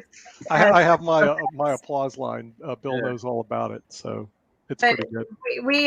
But we're growing. But what's great is the family that we've grown, right? Everybody that works with us, we all work together, pull together. But like you said, we need to start learning how to monetize, and not just for us, but for all the producers who are producing beautiful content for us. But one of the things we were told this week was the uniqueness of our content is that it's not just serving the underprivileged content providers who needed a place to distribute, but we're also serving the underserved community, teaching them things on how to become sustainable. There, Nick beams out. Nick likes that toy to beam in and out when he wants. But we've been able to do this in what I figured such a short period of time. And in business, that's a good thing, especially in competing. But we feel like we're providing a new kind of platform, something that nobody else is doing. And like you said, you have a business TV network. This is the time to join forces, right? This is the time to become unique. We have our sign language here, and I'm trying to get everybody. We've got new people, but we unite the world, right? We all have been uniting together. When the doctors come on, they know our sign language now. And tomorrow's Medical Friday, but we unite the world with information, right? And unite the people globally. We share the love. This is how we hug and share the love. And we always say namaste, which is a universal good morning, good afternoon, good evening type of message, right? So we have other sign languages that people bring. Started from Nepal, you know. Oh, no, I didn't know that. Are you serious, Shambhu? This is started from Nepal. This is very starting from Hindu philosophy. Oh, okay. Oh, I didn't know that. See, the Indians all tell us this is theirs. The truth be known. When Ankit gets his computer running, we're going to have a conversation with him.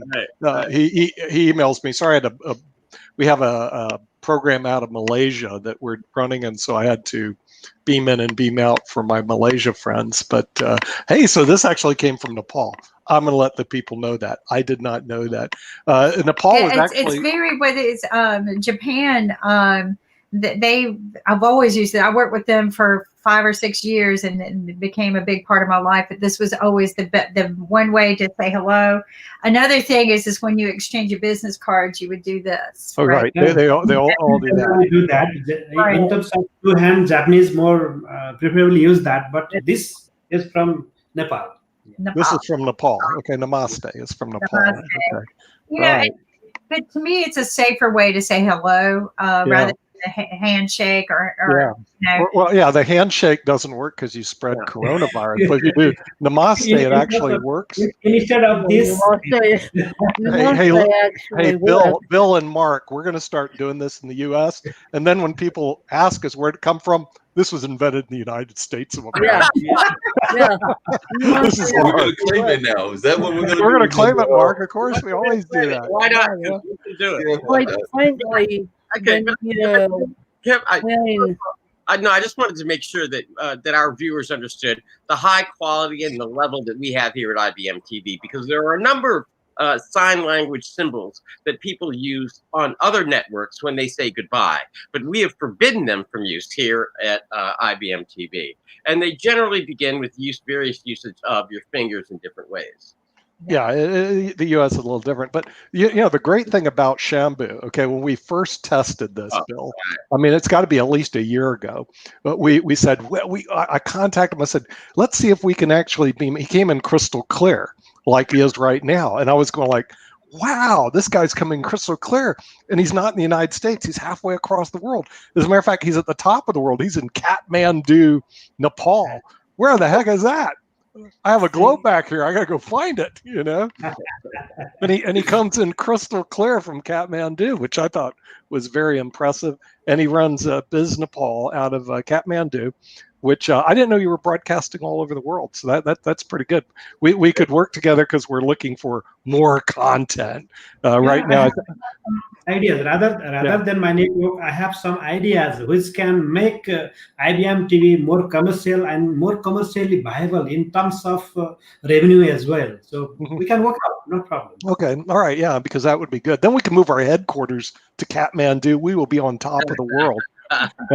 Think about that. You know, Mount Everest is here in the top of the world. We'll be on top of the world. But if you saw the debates that took place here, all Americans are applying for visas all over the place right now. But there's one catch to that, Nick. Apparently, the rest of the world doesn't want us. They're like trying to tell you that they don't want us to come to them and everything. So we might have a hard time getting there, unfortunately. But you know, we did have another guest, and I'm gonna give a shout out to a friend of mine that was also from Nepal as well. And I think that was a couple of weeks ago that Tish Oakley had a Nepalese monk on that is actually talking about building a resort center. So that is maybe the place that we can actually go is to that resort center or conference center that he's going to be building. Because I remember Tish was talking about that on her show Planet Seed about 2 weeks ago. I remember that. Yeah, that was a good show. We need a golf. No, we need a golf course. We need 5-star hotels. That's what you're promising. Golf club, 5-star hotel for 2-star prices, which we find on Travel Tuesdays here with Brandon Scott. Right, Nick? Yeah, that's true. As a matter of fact, I was just going to look at for the 5-star hotels because I like the 5-star hotels in Kathmandu. I just got to find out where they are. We have lots of 5-star hotels. We have golf course as well, and we have only one game. It's elephant polo. Elephant polo is originated from here, so it happens in Nepal. We have some games in glaciers as well. So in hilly areas also there are some games. It's adventurous biking, so adventurous riding. There's lots of mountaineering. So there are lots of adventurous games are here. If you want, I don't know whether your age or body figure supports that, but we have adventurous games as well. I'm going to be looking for the 5-star hotels because we have our IBM TV awards. Okay, and so this way we can travel in Nepal, write it all off. Actually, I have invited Nick to join our Crazy Idea Summit some 2 or 3 years before, but he couldn't join. We had one Crazy Idea Summit. So next year we had a Startup Summit also. But wait a minute, Nick. There's one problem with this. I just thought about this. Because, you know, we've got a superstar that's here on the show and everything. And no, it's not me. We've got Win here. So I'm really worried that, you know, you talk about this award show, and I think she's going to get all the awards. So, like I said, how can we have an award show where the only person that's getting the awards is Win? So I think Win's going to win all the awards. Exactly. No. And the fact that Shamu is making IMTV what it is, and the fact that we're talking to someone in Nepal, thank you very much, that the fact that Nick and Shamu tested IMTV for me way back when as part of IMTV legacy, I am really, really thankful that Shamu, you were the original tester, because it's like we would be having a conversation in my kitchen table, except in my office, but we're doing it online. And I'm really, really thankful that you were brave enough to step up and help Nick and help Mark and help Kim and help Ankit and help everyone develop IMTV, because I just stumbled across it.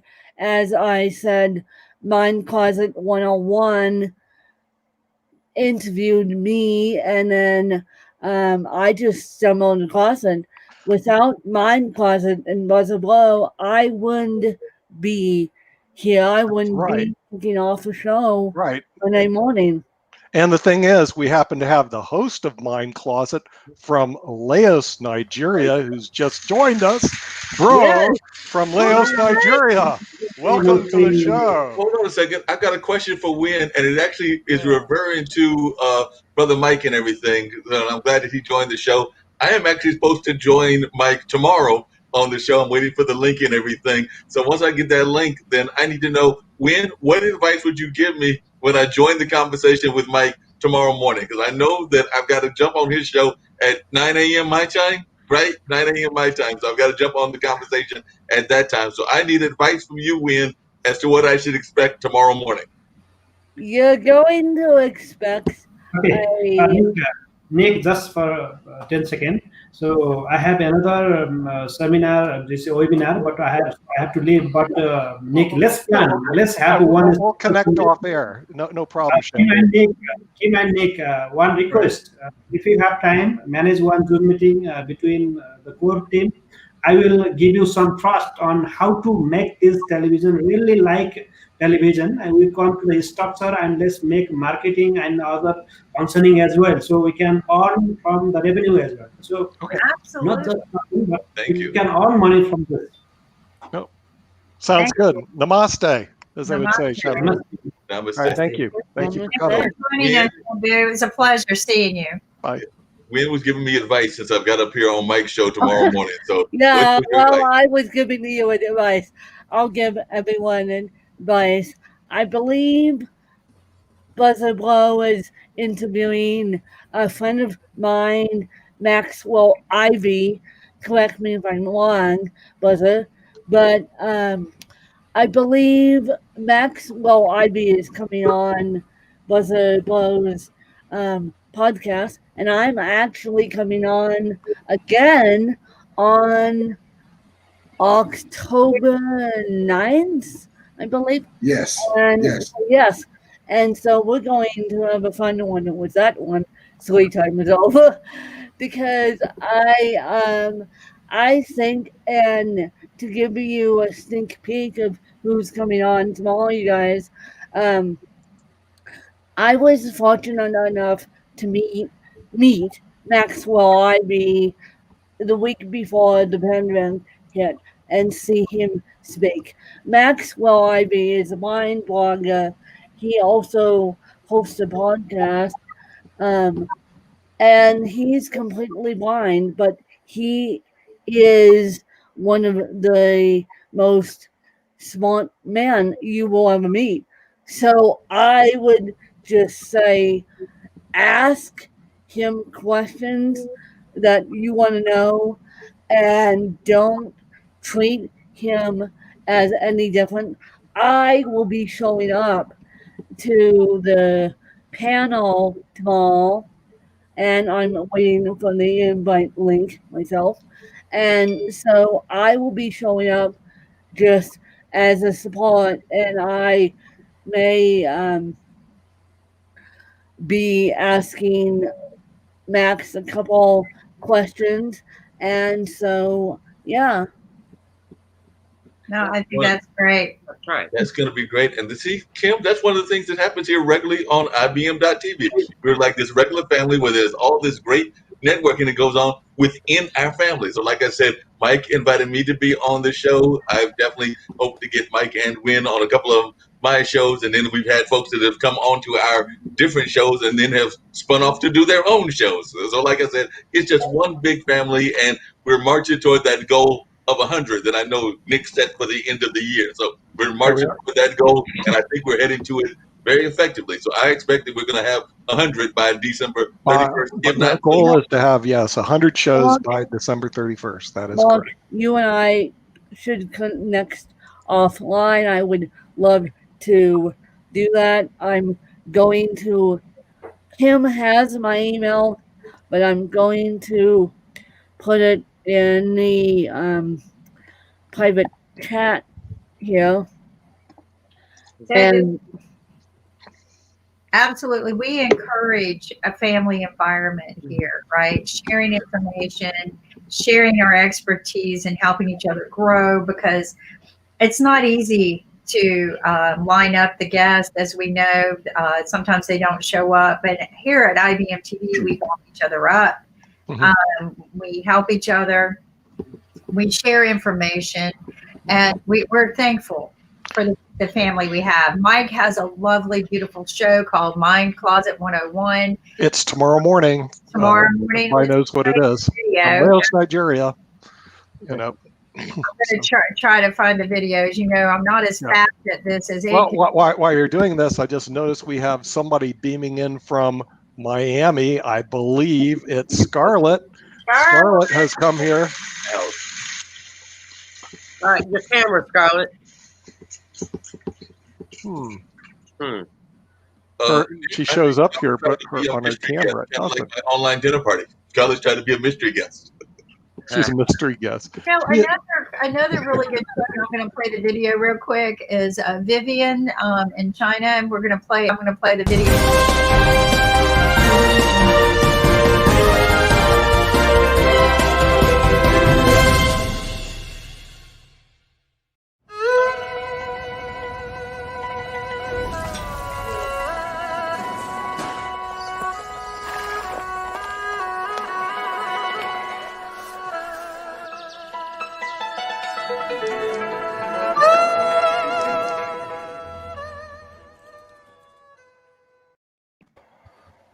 And it's just, we've got so many great shows that is coming up. I didn't.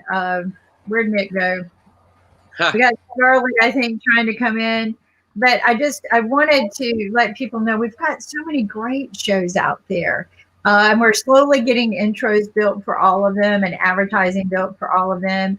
We're working on wins. I don't know if we'll have it ready. I mean, it took us a long time to get marks, which I never find marks, but we have our platform's so big now, it's hard for me to find everybody's intro. In fact, I was looking for the interview with Shambu. I was hoping I could find that and pop that up, because it was our very first we called it Pod TV, because we were taking podcasts to the next level. And so Pod TV, but Mind Closet is one of those shows that addresses some very, very open issues that a lot of people are afraid to talk about, right? And Brother Mike down there, he doesn't worry about, we need to address this. We need to bring awareness to these things. And he wants people to know that. And that's how we went when. Wynn was there to discuss, the challenges and the awareness of her disability. Right. And I was so impressed with her message. I was just, shocked that so many people didn't know, right? And maybe it's because where I am at, I know a lot of disabled people, so I understand these things. But to hear her message and her sharing the things that she thinks that people need to be aware about was just, melted my heart. And I said, well, let's get this on. Brother Mike, that's what he brings at Mind Closet 101 is, these are the issues that we need to be talking about. So Brother Mike, share with us what tomorrow brings us. What does tomorrow morning bring us? Hi, everyone. It's good morning in the US. I'll say good morning. Actually, tomorrow will be fun because I'll be having one of the smartest men I've ever met in my life. His name is Maxwell Iville Jr. Actually, Maxwell is blind. He got blind, I guess, at the age of 8 or 12, yeah.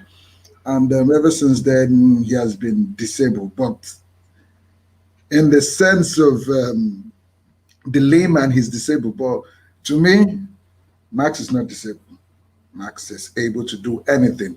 What really amuses me is I chat with him on Facebook, and I'm surprised how he gets to talk to me. He writes blogs. He has a lot of blogs, and he's doing well.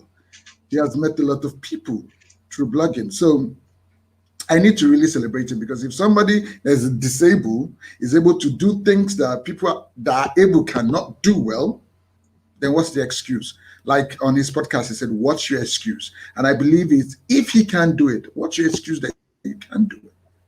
You understand? So I want people that have lost contact with themselves, because why I use that word losing contact with themselves is you are born to do something. I believe you have a talent given to offer the earth, to offer to the world, to make this world a better place.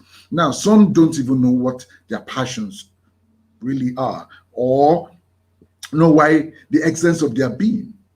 So Max actually wanted to do wanted to run his father's business, which has been in generations. Like his grandfather gave it to his father, and his father wanted to hand it over to him. So he wanted to take on the family business, which was carnival business. But he couldn't, because I believe he wasn't looking at because he was disabled. From his story, he said he shared it with one of his cousins and they looked like rivals. You understand? But later he found his passion, which was blogging, because eventually he left the carnival business and went into blogging, writing articles of people that really want to sell their carnival items and gifts. Yes, that was where he made it. And from there, boom. Today he's been awarded one of, trying to remember, he has an award in blogging. He's a blog award winner. So I'm just trying to find the word, but I've forgotten. Okay, fine. If he can win an award, what happens to somebody that can see, hear, talk, that's able to do anything? What happens to them? So I believe he's one person I know that will really motivate those that are down and make them bring out the best in them. That's right. And I agree with that. I'm going to play your intro. Thank you.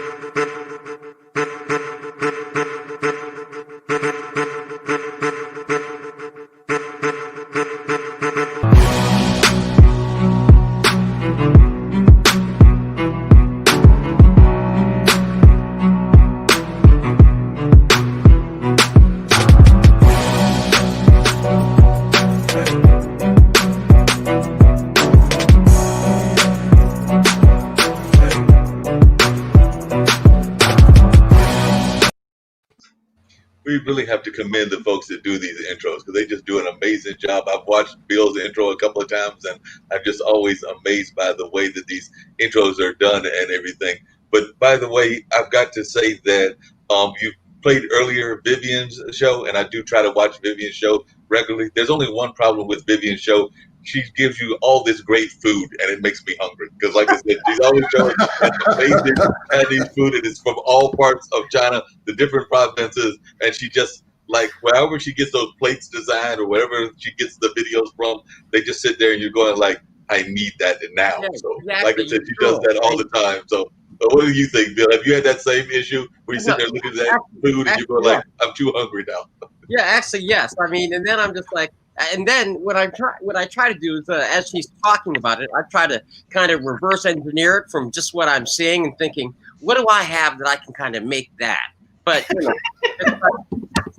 you're absolutely right, Mark. Everything you said is actually on point. So. It is so on point, Mark. I'm the same way. I just sit there and listen to it, and then she goes, "Oh, look at this nice orange beef or Mongolian beef," and I'm going like, "I am so hungry for Chinese food."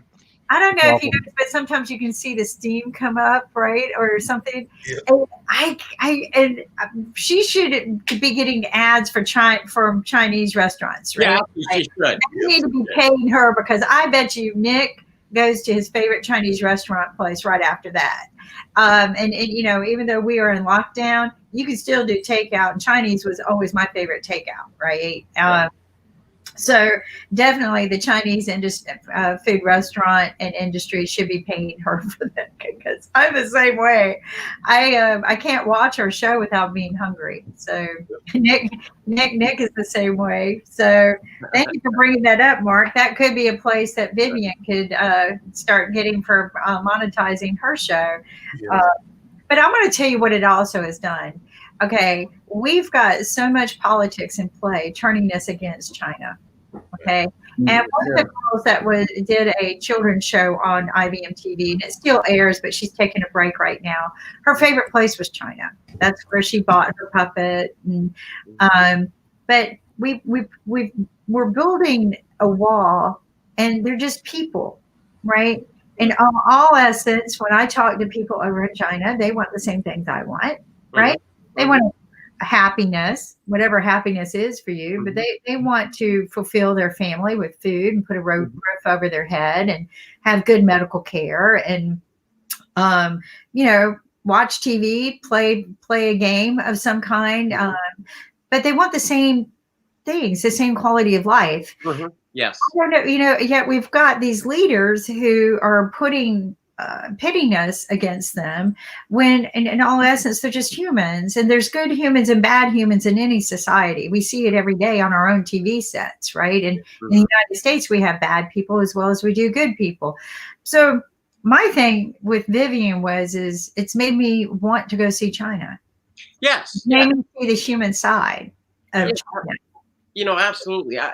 And the thing is that that's what we should be celebrating, because the more that we're interconnected, and I know that's one of the things that we celebrate here on IBM TV, with the variety of shows and the quality of the shows, but particularly her show and others like Travel with Brandon Scott on Tuesdays. It encourages us to meet other people, share the cultures, and then learn, and then bring back with what we've learned, and thereby, rather than this kind of narrow-minded kind of viewpoint.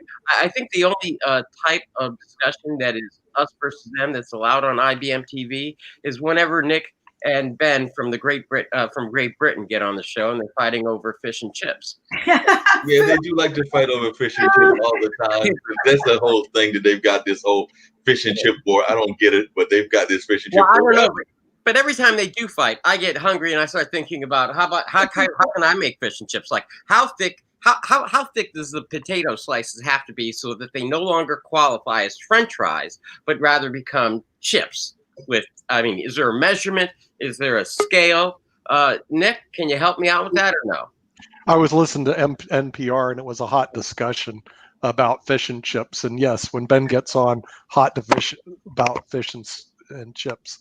But okay. We do have some great shows, and the lineup, tomorrow will actually be Mind Closet starts off, and then we have medical doctors right afterwards, and then on Monday, Win is going to debut on Monday morning, right before Economics Monday kicks off. And on Economics Monday, we're going to proceed with Trump and tax planning. So we got a whole new group on Economics Monday. We'll discuss that, and then right afterwards is the Mark Lee Radio Hour. But you got to find Mark Lee. Oh, there he is. He's right over there. Right there. And on the radio show, we've got another guest that Miss Calhoun and others will be glad to know. It's one that I promised y'all a while back. I've been talking to her by email. And yes, folks, the current person that runs the Full Frame Film Festival, Deidre Hodge, will be joining us in conversation. So we will have another amazing person connected to the world of film festivals and things of that nature. For those of you that are watching that don't know, everybody knows Sundance. It's the biggest film festival in the world. I know that that's where Kim met Henning and other folks that we've been involved in. But, that's the more traditional movies, more of the commercial movies. Well, in terms of the biggest documentary film festivals, one of those is right here in Durham, North Carolina, that being the Full Frame Film Festival. And the person behind that will be the person that will be talking to us about her role on that festival, her role in the film world, and a number of other things. So, I'm always out there trying to find some heavy hitters and folks of that nature. So I think Kim is oftentimes looking at me going like, I think you and Nick are having a contest as to who can get the biggest guest. Mark, that is big, because I actually like documentaries better than I do films. It's just me. Right. So the thing is, I'm so stoked with that. I'm wondering if we can broadcast the film festival on IBM TV. Then it goes worldwide. I can definitely raise that question. I know that they are doing virtual things. I know that a couple of the film festivals recently have gone virtual. I know that I believe Out South is going virtual in either October or November, which is a film festival around the LGBT community. I know a couple of other film festivals have gone virtual. So I will not be surprised if in 2021, because that's when their festival is, because they've already done the one for this year, if they don't go virtual. So that can be one of the questions that I will ask, if they go virtual, if we can be the host platform. Yeah, I mean, we hosted the International Day of Peace, which is a program that the United Nations puts on. So I think we can host a film festival on IBM TV. And frankly, we could have hosted the debates on IBM TV and done a better job. Right. Okay, because I would have pressed the mute button. You know? No, you would have pressed the boot button. So that would have been a lot more fun. Nick would have just booted him out. The thing is on ours, and then they could actually share the screen and show their plans. It could have been done professionally, really good, right on IBM TV. Instead, I don't know if you saw it, Mark. It was a complete debacle.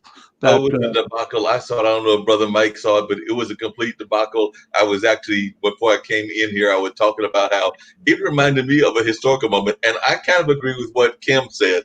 But as many of us remember, I believe it was Aaron Burr and Hamilton that had that great shoot off and everything. And I think that's what Trump was going for. I think Trump wanted to have that kind of thing happening. And we hadn't had that in like several hundred years, because when was that? The 1800s, when Aaron Burr and them had that pace off and everything. So I think that was at that time frame. So like I said, I think that they were trying to have another one of those historical kind of moments like that. But, you know, we're all about trying to, as y'all just put it, show people the great things about the world and show the power of connectivity, because definitely we are all about being connected and learning about different parts of the world, whether that's learning about China, whether that's learning about Russia, whether that's learning about Nigeria, where Brother Mike is, learning just about a lot of the parts of the world. And I think that that's one of the things that we do very well, is show these people and we have these conversations and they get to know folks. I mean, I have been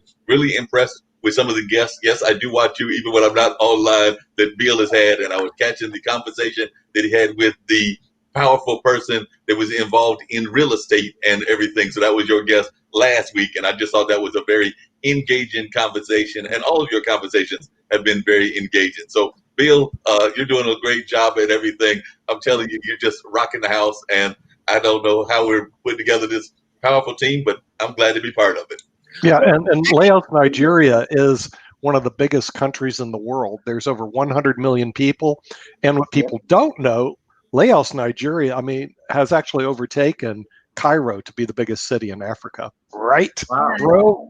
It's the biggest city in Africa is now Lagos, Nigeria. It actually overtook Cairo, who had for years been the biggest city on the continent. And I call that the continent is actually huge. On Africa, they have over 1 billion people, which makes it, by the way, it makes it a great market for IBM TV, because in the United States, we don't have 1 billion people, but they do have 1 billion people in Africa.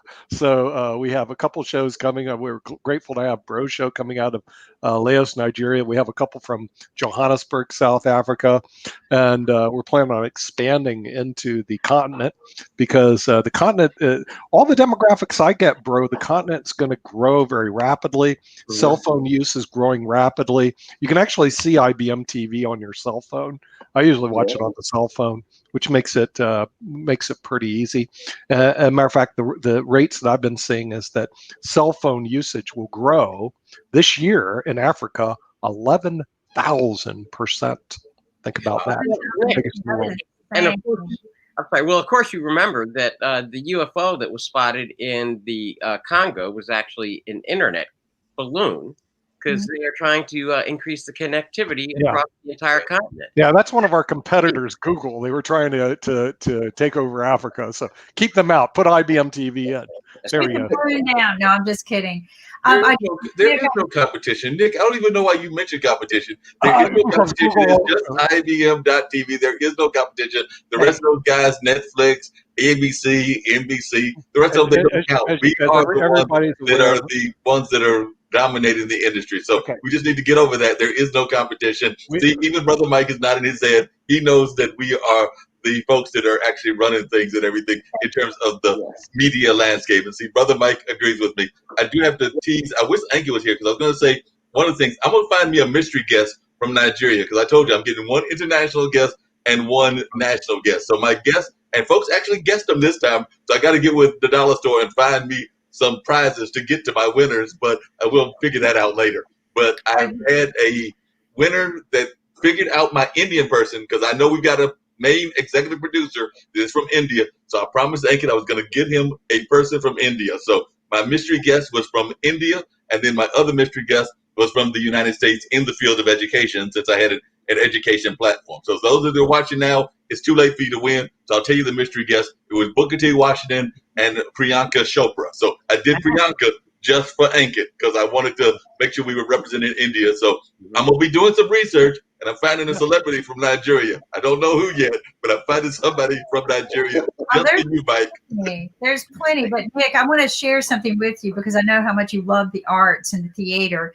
One of Mark's guests is someone I've admired for many, many years and have gone to his play. He's hosted the Christmas Carol, which runs from Thanksgiving time through Christmas holidays for I don't know how many years, at least 2 decades. It's Ira David Wood, who is also the executive director of Theater in the Park, which of course, things outdoors should prosper during the COVID lockdown because we're learning to separate.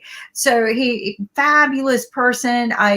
Wow. You've just notched up there when you had, I know you've had some great guests, but in my mind and heart, Ira David Wood would have been a person I would have loved to have met in person.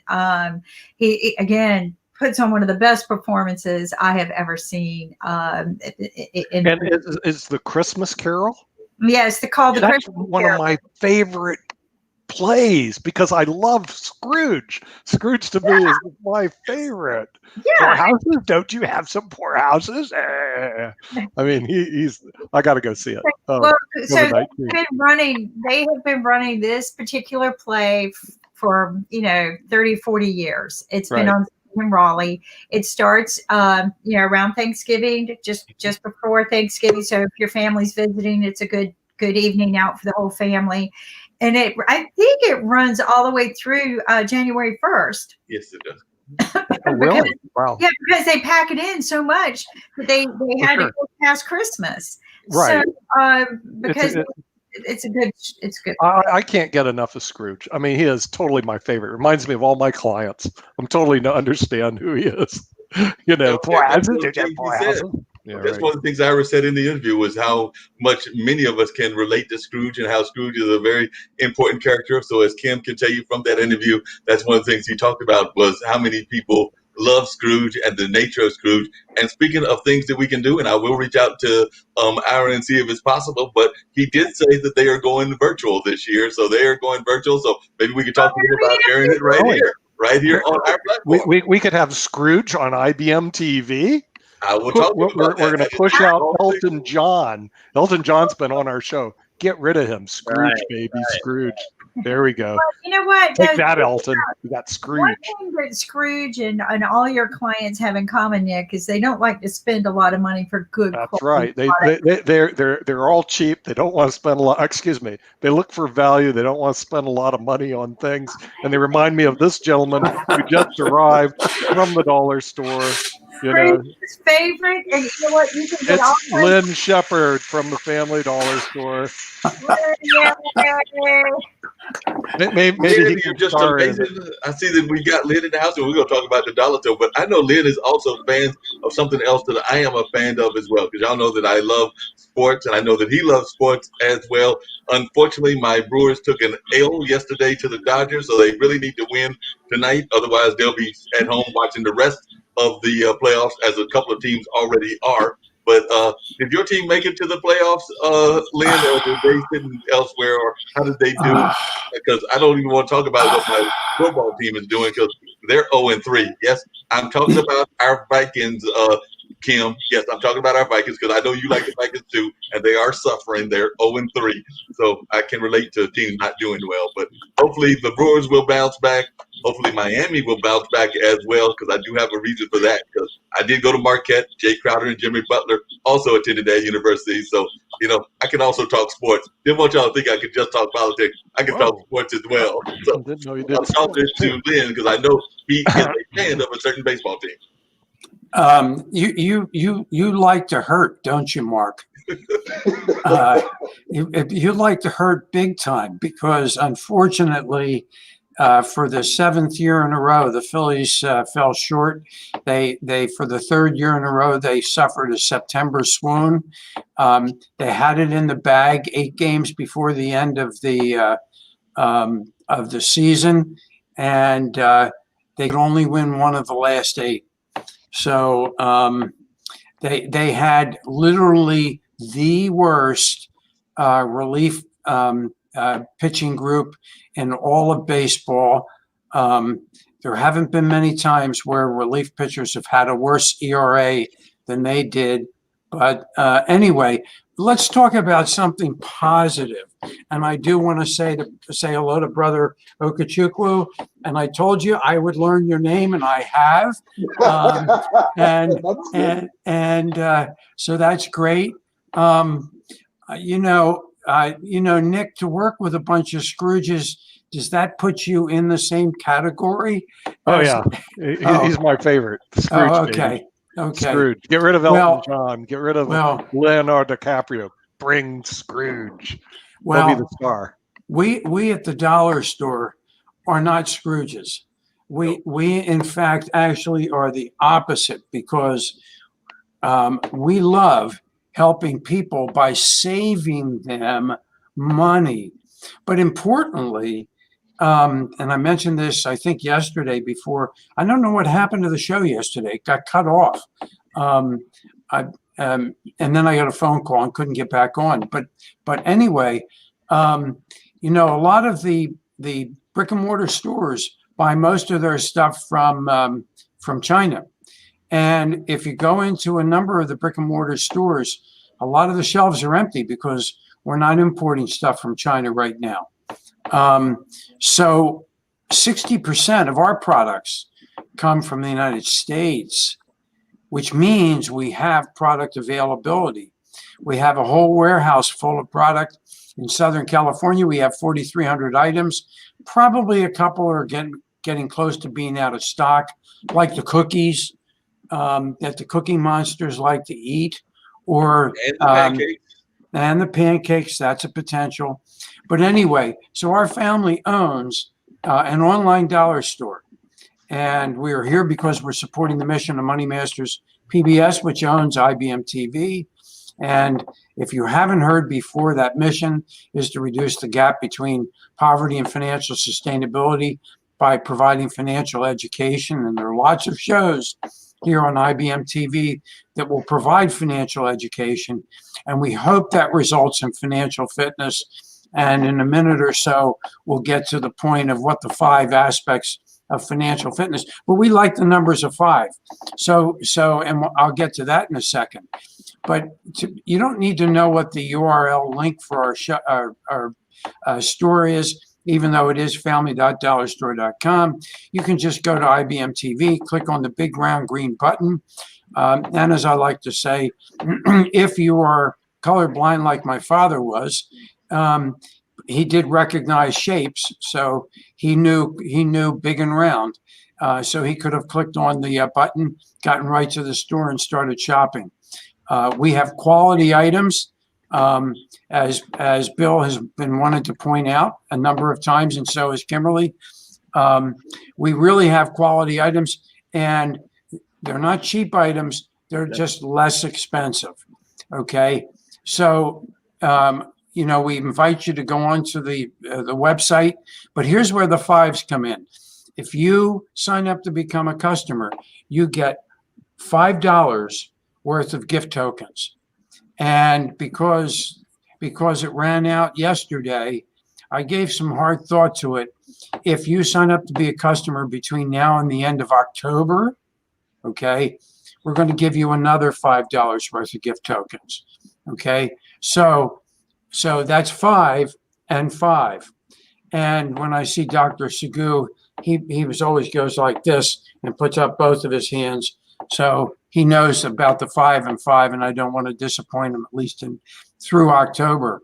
The other thing is we're going to extend our offer to give 100% of our profit to Money Masters PBS through the end of October.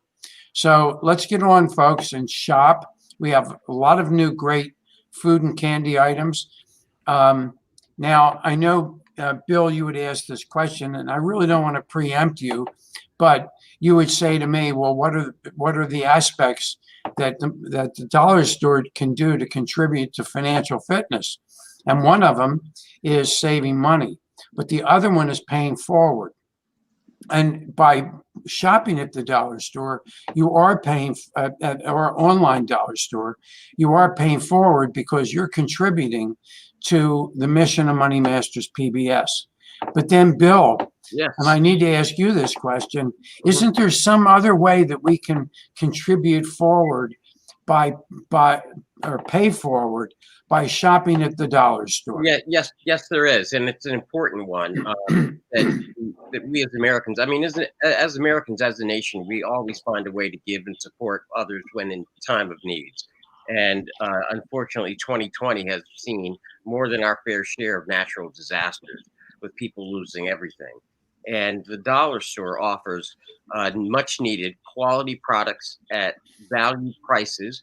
However, and more importantly, it's the things that people need in the event of a crisis. And I know Kimberly will say it includes toothbrushes. It includes items for children, like baby products and diapers. It also has dried food things that you can send to people. And the way you do it, and Lynn, this is really a credit to how you've built the family.dollar store, and that is this, is that they can ship. If your order is over $25, the dollar store can ship anywhere for free in the United States. And so what that means is, if you know of someone in a hard-hit area, maybe it's out west with the fires, maybe it's in the Midwest with the tornadoes, maybe it's the hurricanes down south, you can find an organization and or someone that you know, and you can put together a care package on the family.dollar store, and you can send it to a local agency or a central place in a place that they need it. These are basic supplies, in addition to some things they might not have. Because quite frankly, when you lose everything, it's so overwhelming to begin with. But then you ask yourself, where do I even start? And so we, as Americans, are always helpful and giving, and always show up in a time of need, even when all else seems lost. So, Lynn, I'm just so thankful for your store and what it offers people times of need. So it's interesting, Bill, and I thank you for that. And it reminded me of a couple of things. Yesterday, I mentioned that there in Ashland, Oregon, there is a restaurant where the owner of the restaurant basically is giving back to especially the Latin community there, because he's from Mexico, but he's giving back to the people. And what he said was, they don't need food. What they need are basic items that they can use to live. Things like what you said, toothbrushes, toothpaste, stuff for the kids, bottles, so that the babies can be fed. There was something I was watching on TV last night, and they were talking about the fires. I was staggered, by the way. Do you know there are 42,000 fires that have actually happened this year in the United States? And in terms of, I'm not talking about house fires. I'm talking about actual fires like we have going on pretty much in every one of the Western states. But you know, my wife asked me at dinner last night. She said if one of these fires were to happen, and we had to leave our home really quickly, and we knew we were going to have to, what would we want to take? Well, here's part of the problem. A lot of the people, the fires are in California and Oregon and the other states out there. A lot of those fires may be a mile or two away, and all of a sudden, bingo, some embers from the fires get blown in on the wind, and they hit behind where the people are, and now those fires are coming directly at them from both sides. They don't have time to think of what they would put in their car, you know, and maybe they're not even lucky enough to get out with their car, even if it were filled with supplies. So Bill, what you said is absolutely perfect. We need to help those people because they really don't have things to take with them. Gee, I like those bins there. I don't think they're really real though, Kimberly. I think they're not. But here's the interesting thing. So people like Brother Okechukwu, who lives in Nigeria, we can't ship to him in Nigeria. But what we can do is he can become a customer and find one of those organizations that supports the people and send some stuff. So anybody from around the world can do that. You know, if ANKIT were here right at the moment, I'd mention ANKIT and a lot of our other friends who get on to IBM TV from all around the world. You know, we need help. But then of course, there are places that unfortunately, since we can't ship out of the United States, our store would not be the appropriate place to help people in Nigeria who are in need.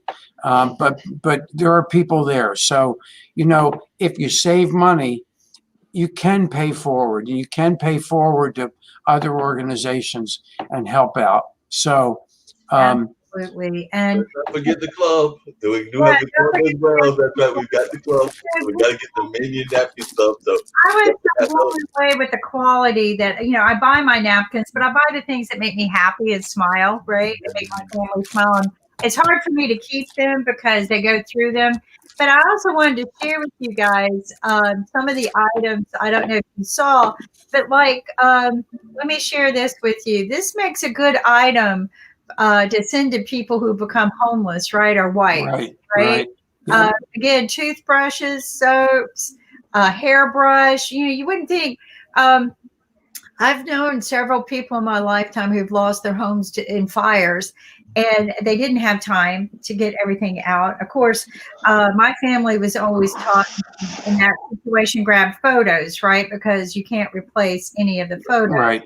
My mom always had photos kept in an easy carry in case that you could grab and run. But again, you think of your life first, right? Most things can be replaced. But a friend of mine one time told me that when she was standing there watching her home burn down, she had no idea what she lost, right? Like just the simple things that you use every day.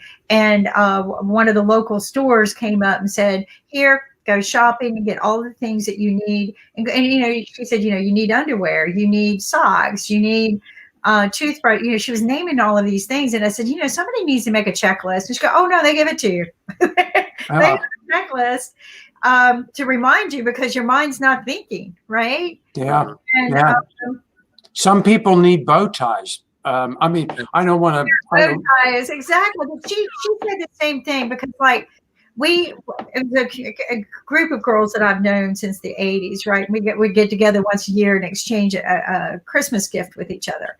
And every year it was a little thing that we would do. And she tears down her face. She lost all her Christmas ornaments, right? And all of wow. So the thing was okay, well, we're each going to get her something special from our tree, and something old and something new, right? So that she can start rebuilding. And of course, she's rebuilt over the years. She rebuilt the home and everything, but that's not an easy task. But, she said that, she was scrounging around for an extra set of earrings to wear one day and realized she didn't have all her earrings. Oh, shoot, I got enough, by golly, we used to shop together. So, I'm going to give her some of mine. So again, when you think about the benefit that we were hosting last weekend, they were trying to raise instruments, that people's music instruments were destroyed, and music equipment.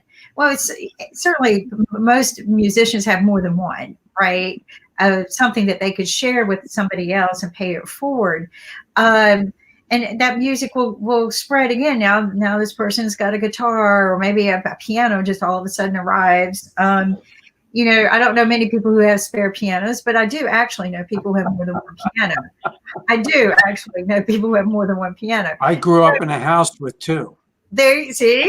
Yeah, most folks have got two, but yeah, you mentioned the benefit. It was a very moving benefit, and I remember one of the stories that I remember was there was a young fellow that Jeff brought onto the show who was a musician. He actually performed, but he had actually lost his house, and he actually also had some, at least one friend or acquaintance that we had lost their life, unfortunately. But definitely he talked about the importance of that benefit to his family. Because like I said, they lost their house, but he still came out there and did a great job of performing. I would consider him kind of like a folksy, bluesy kind of singer, but it was just very powerful. And I did beam in a couple of times to that show last weekend, and it was a great show and everything. So if you didn't see it, I hope we can go back and watch it and everything, because I know that I think Jeff is still raising money as part of that effort and everything. So I would urge folks to go in there and help him in his efforts to help the folks that have been hit by the West Coast fire and all of that. Just one last thing, I've got to tease Brother Lynn about it and everything. Not Brother Mike, but Brother Lynn. I've always said that I wanted additional gifts and everything. So I think that you need to add, and I'm going to fly it up into the sky, you need to add some drones onto your list as well. So if Ben was here, I would say that we need to get some of those on the IBM dollar store and everything. Can tell you that this was a more cheaper drone, but definitely we should add the drones as well. So see if we can add that to the list of my wish list of gifts. Oh, here's mine. I got a handheld drone that the kids love. It's so lightweight, right? And it reminds me of the battery not included. It seems to self-train itself, but it'll bounce around the wall a lot, and it'll hover, and you can kind of blow it and it'll scream up and down. It flies for about 5 minutes before it loses its charge. And unfortunately, that's what's wrong with drones today, is they've yet to develop them so they have the energy source to fly more than with a payload too, to fly more than maybe 5 to 10 minutes. And one of the things I've always applauded in Vegas, they would hold a evening light drone show, right?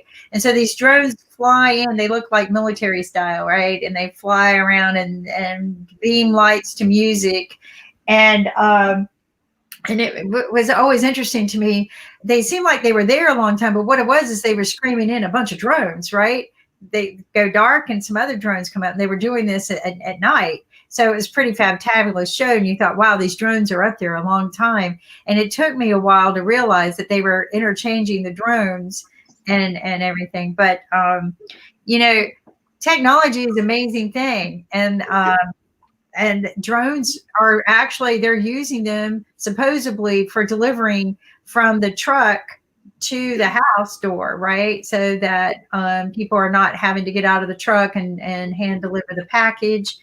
In Lynn's case, that wouldn't work, right? Because Lynn's got to walk to, but maybe you can get a drone and it can fly to the post office. Yeah, well, I don't think they're going to give the mail to a drone, but because I think personally you have to pick it up. Okay. I think that's brilliant. But One of the things I was curious, I know the U.S. Post Office is that way, but does UPS deliver to your house? And Yep. Yeah, UPS, FedEx, they all deliver to the house.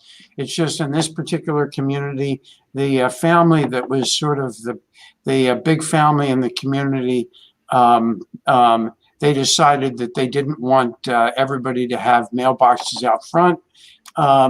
And it was a good place for the community to sort of get together and greet each other. So they created the post. They've got the post office. It's a neat old post office. Maybe I'll take a picture of it one day and share it here. But you know, some people prefer to be you know, not to have the trucks driving up. When that family was against having the post office drive around with mailboxes, FedEx didn't exist, and UPS was just this little company. So I think today their thoughts might change, but who knows? Yeah, that actually raises a question I'm just curious about.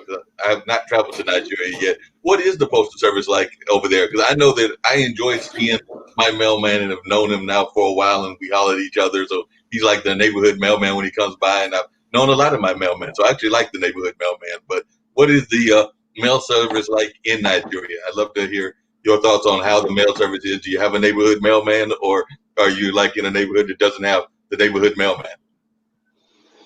Well, the post service in Nigeria, it's kind of still, it's not as before, because I remember when growing up in the 80s, I remember seeing mailmen coming around, dropping mails in the front of the gates and doorpost. But these days, you hardly see them. And in the 90s, I stayed with my grandma in the eastern part of Nigeria. She had a mailbox. And I loved using mailbox because you kind of get your mails faster compared to those mailmen that'll bring it to the door. So, but these days, recently, for the past 10 years, I know it still works, but like if you order things from China, you can use the post service. Then they'll give you a code. You just go there, pick it up. But see mailmen on the road, on the streets, nah, long time, stopped. The post service is still okay, but not as good as before. That's what I'll say. Gotcha. You ever miss your mailman, Lynn? Because like I said, you've been there now for a while, and you go and you actually pick up your mail. But do you ever miss that kind of like thought of having a mailman in your community? So I was wondering. Well, remember, when I go to the post office, we have two ladies who run the post office, so I see them. Which is nice. Although one of them is out on maternity leave, but the other lady has been there for years because I occasionally would go into this particular post office. Even when I lived at my old house, which is a mile away, I would come in when I came through the community. I might stop at the post office. So she's been around for years. And the minute I moved in and I said, I need a mailbox, she looked at me and she said, I know you. So that was nice. And where we lived before, it actually took me a while to get to know the mailman because we had quite a long driveway. So most of the time I never saw him, or by the time I got to down the end of the driveway, he was gone. So anyway, but yeah, I do miss him. I can relate to it. Yeah, Kimberly's back, and I'm sure. Kimberly, do you still see your mailman? Because like I said, I see my papa around and everything, but do you still see your mail person or not? You're on mute. You're on mute. So interestingly enough, out here in the country, we used to kind of know the mailman really well, right? And but over the years, the mailman, the mail industry has changed a lot. We've seen a change in the mail delivery more than once, and so it was harder to get to know them. Used to, I would give them a nice Christmas gift over the holidays and thank them for their services. Sometimes they were kind enough because we have a big round driveway. Some of the packages they would bring straight to the door rather than leave them in the box for us. So But times have changed, and I don't know the male person. There for a while was a beautiful woman. Man, she was so sweet. Always waved at us. I just always felt like I had somebody watching over me, right? Like, if I don't see the people here at this home for a couple of days, I'll send the police out. But since I don't even want to say since COVID, but maybe the past year or two, I don't even know who delivers my mail. I haven't seen the face of the person. It's not as friendly as it used to be now. And I used to know the UPS person really well. And the same person delivered UPS for 30 years. And he retired. And literally, I have not seen the same person deliver UPS since he retired. Like, it's a different person every time I open the door. So I like to believe that the mailman was our consistency, right, in our community, making sure that the mail got delivered, the medications people needed were delivered, making sure legal documents were delivered and time-stamped. That's something that people don't think about. Oh, we can do without the mail. No, I mean, the mail has time-stamped our documents for years. It has been the legal timestamp for our documents for ever since I can remember. And I can't imagine losing that ability and how you would replace that, because not everybody can go down to the courthouse and get something time-stamped. Right. I cannot count the times that I've done a poor man, what I call poor man's patent, where I put a package in certified mail, and it's all time-stamped. I would label it on the outside, and when it arrived, I would have like a spreadsheet of items that I was preserving the intellectual property of. So, and I don't think the UPS provides us that as a community on an affordable basis. And I'm not putting UPS down. It's just that that's not what they were intended for. So, and again, medications, somebody posted that they're real concerned about their medications, right? Because this is their form of delivery. And I started thinking about that, and I'm like, wow, that's impactful. So I hope that we reinvest in our mail system. I think the service that the people need, right, Mike? It's not just in our country. It's what has connected and united us, not just in the United States, but globally. And I mean, because I can remember, sending letters to people in Africa, right? And as a young girl, when we could not afford phones, right? Everything cost a dime to make a call, no matter what, and long distance cost 20 or 30 dimes. I wrote mail letters all the time. My grandmother, my parents, when I wasn't home. So I think that we need to rethink that investment. But yeah, we definitely need to rethink that investment, because even on 9/11, I know that was last month and they were celebrating that and everything. But even during that time, I remember when that happened 19 years ago, a lot of folks would write to the military folks and actually kind of like write to them as they were doing the different battles and everything. So I remember there was a number of efforts around that. Also, when other disasters happened, folks would write to folks. So I agree with you that that's something we need to get back to, is that concept of writing. So I'm a big fan of that. I will say that one of the things I remember, and I'm curious to see how COVID is going to play out with this, but last year and the year before, there was a big concern around security of UPS packages, because a lot of folks would have the packages dropped off, and when they dropped them off, then unfortunately folks that are more of the underworld type would grab those packages, and then there was a whole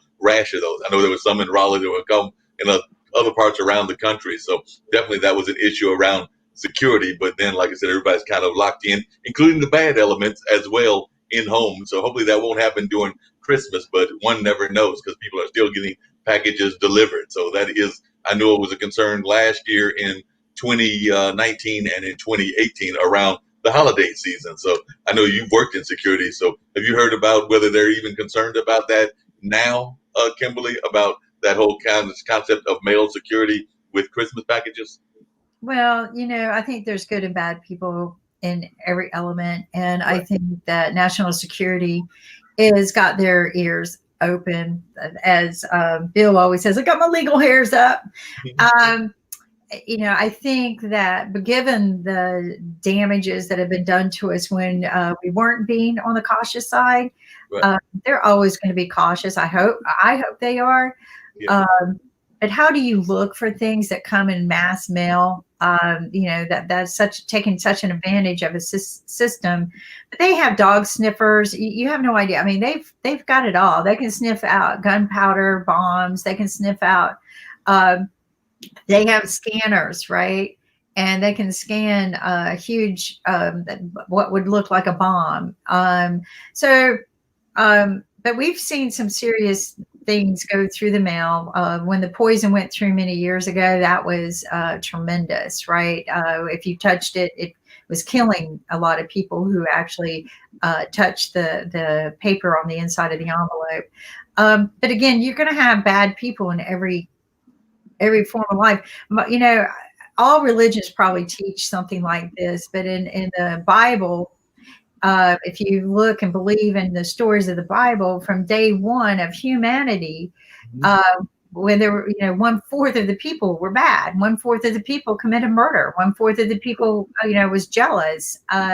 So when you look at that, and then you look how big our world is today, 1/4 of the people being bad, that's a lot of people out there making Dennis the Menace moves, so I hope that they are taking precautions. Again, another problem that you have is not every mailman was good, right? They were stealing letters that people put money in for their family members, right? So people quit sending money. Instead, they started sending checks, or you go wire it or something like that. So again, every place there's going to be bad and good people. What we have to do as a society is just hold the bad people accountable, not the system. Okay. And ask the system to take the precautions, ask the system to be proactive, and do the due diligence like we do with PCI compliances and HIPAA compliances and all those irritating compliances, right? But if we take those precautions and we're proactive, then the damages that can be done by the bad people are less. And that's the way we have to look at it.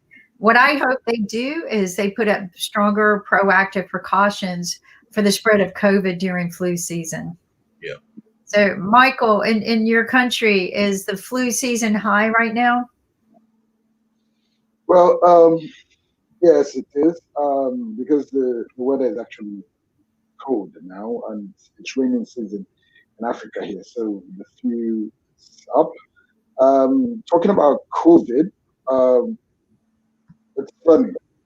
Really, I know what I'm saying. It's funny here because if you walk into the streets, you walk everywhere, you see people the way social distance is no more regarded, and people just do anything. The cinemas are up, schools are up, and we just believe that the figures we see on TV, especially on the COVID, is just like, what should I say? Probably the government just putting up numbers. You understand? I really don't want to say this, but let me use this opportunity to say this, that some Nigerians just believe that COVID is kind of a scam. You understand? That it really doesn't exist. But I happened to visit a center, I said it before, earlier on, one time on the podcast show, or I think it was Med Friday, yes, that I was opportune to visit a hospital that had a COVID center. And I knew it was real because everybody was just very careful. And it was on the Hybrid area of the island, as we call it, the island in Lagos, where the rich mainly are. And the rate over there, it's being said by the government, is on a high alert.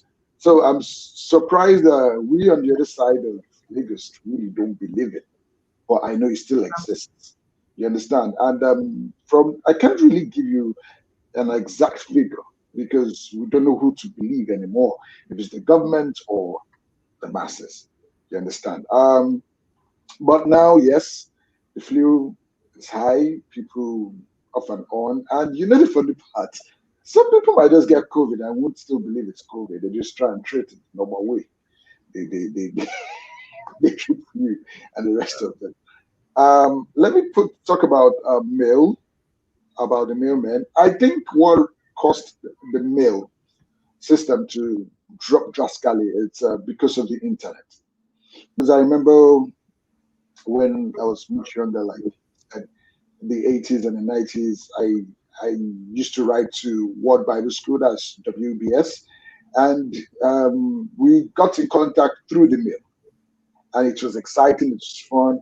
I remember knowing a particular mailman, although he wasn't. I have a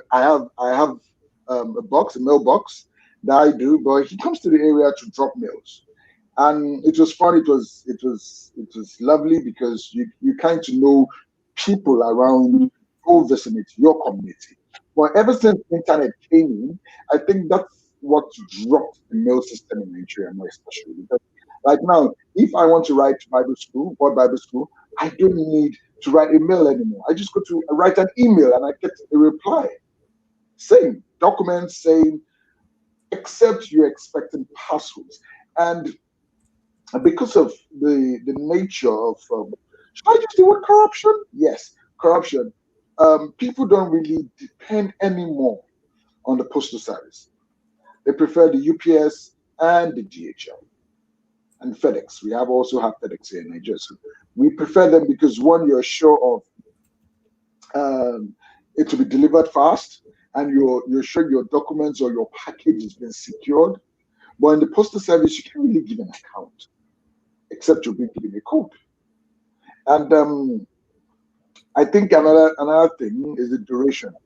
So if the postal service can really, especially in Nigeria here, add speed to delivery, I think it should really help build it. But because of the internet, everything went down. That's what I said. Oh, and I agree that you know, all of the changes and impacts that are happening, they're bringing on a new generation of how we have to communicate. I think a new value of empathy, a new value of integrity needs to be pushed upwards. That's one of the things that I value about both of your TV shows, is that they both just inspire integrity, right? They both inspire to do better, to rise above the noise and rise above the problems. And just because everybody else is behaving that way or doing that does not mean we have to, right? And I think that's one of the things that I appreciate the most about the shows. But we have a guest that beamed in. Hello, Jeff. We were just talking about your show earlier. Your Hi, Jeff. Hi, Jeff. Good morning. Good morning. We're just talking about that amazing show that you did earlier. I know I popped in on there a couple times. I was telling him about the young man. I forgot his name, but he was a kind of folky musician, and he also had had lost his house. But I know he was one of your younger musicians at one of the times. His name was Eric, and he was playing music for my fundraiser that I did for 12 hours for the fire victims, sitting right in the rubble of his house. Wow. And he's a young man, and he lost his studio, and he sings about heart, and he sings about opening your heart and being righteous, and it's something that we've lost, and right now we've lost historical buildings, and the whole wine country is down, and so I go back to the movie Water for Chocolate when the grapes burned. And they found in the last scene of the movie, the old man and the kid found the one mama root out of the fire. And then they just showed a little future, and the grapes grew even better. Of course. And that's, the thing to do is I love that message. You're right. I need to watch that. The message is that you have to look past the ashes and see what you can find. We had once a bit of a forest fire next to us. Somebody was burning trash and forgot about it, I guess, and it burned through our woods. And we don't have a forest as big as you guys do, and well, we do up in the mountains, but where I live, there's not much forest left, and it burned fast. like it burned really, really fast. The fire departments came out. It took a multitude of trucks with water already on the trucks. So we were lucky that we live out in the county. So we already had that. And we were able to get it before it got to the homes. Like it was burning really, really close to one of the homes, but they got it contained. And what was interesting to me was as I was walking past it the other day to go for a walk, and I realized how it all grew back. Right? Yeah. How Mother Nature, it was a hot fire. You have no, I mean, things burned to what you thought was going to be near nothing.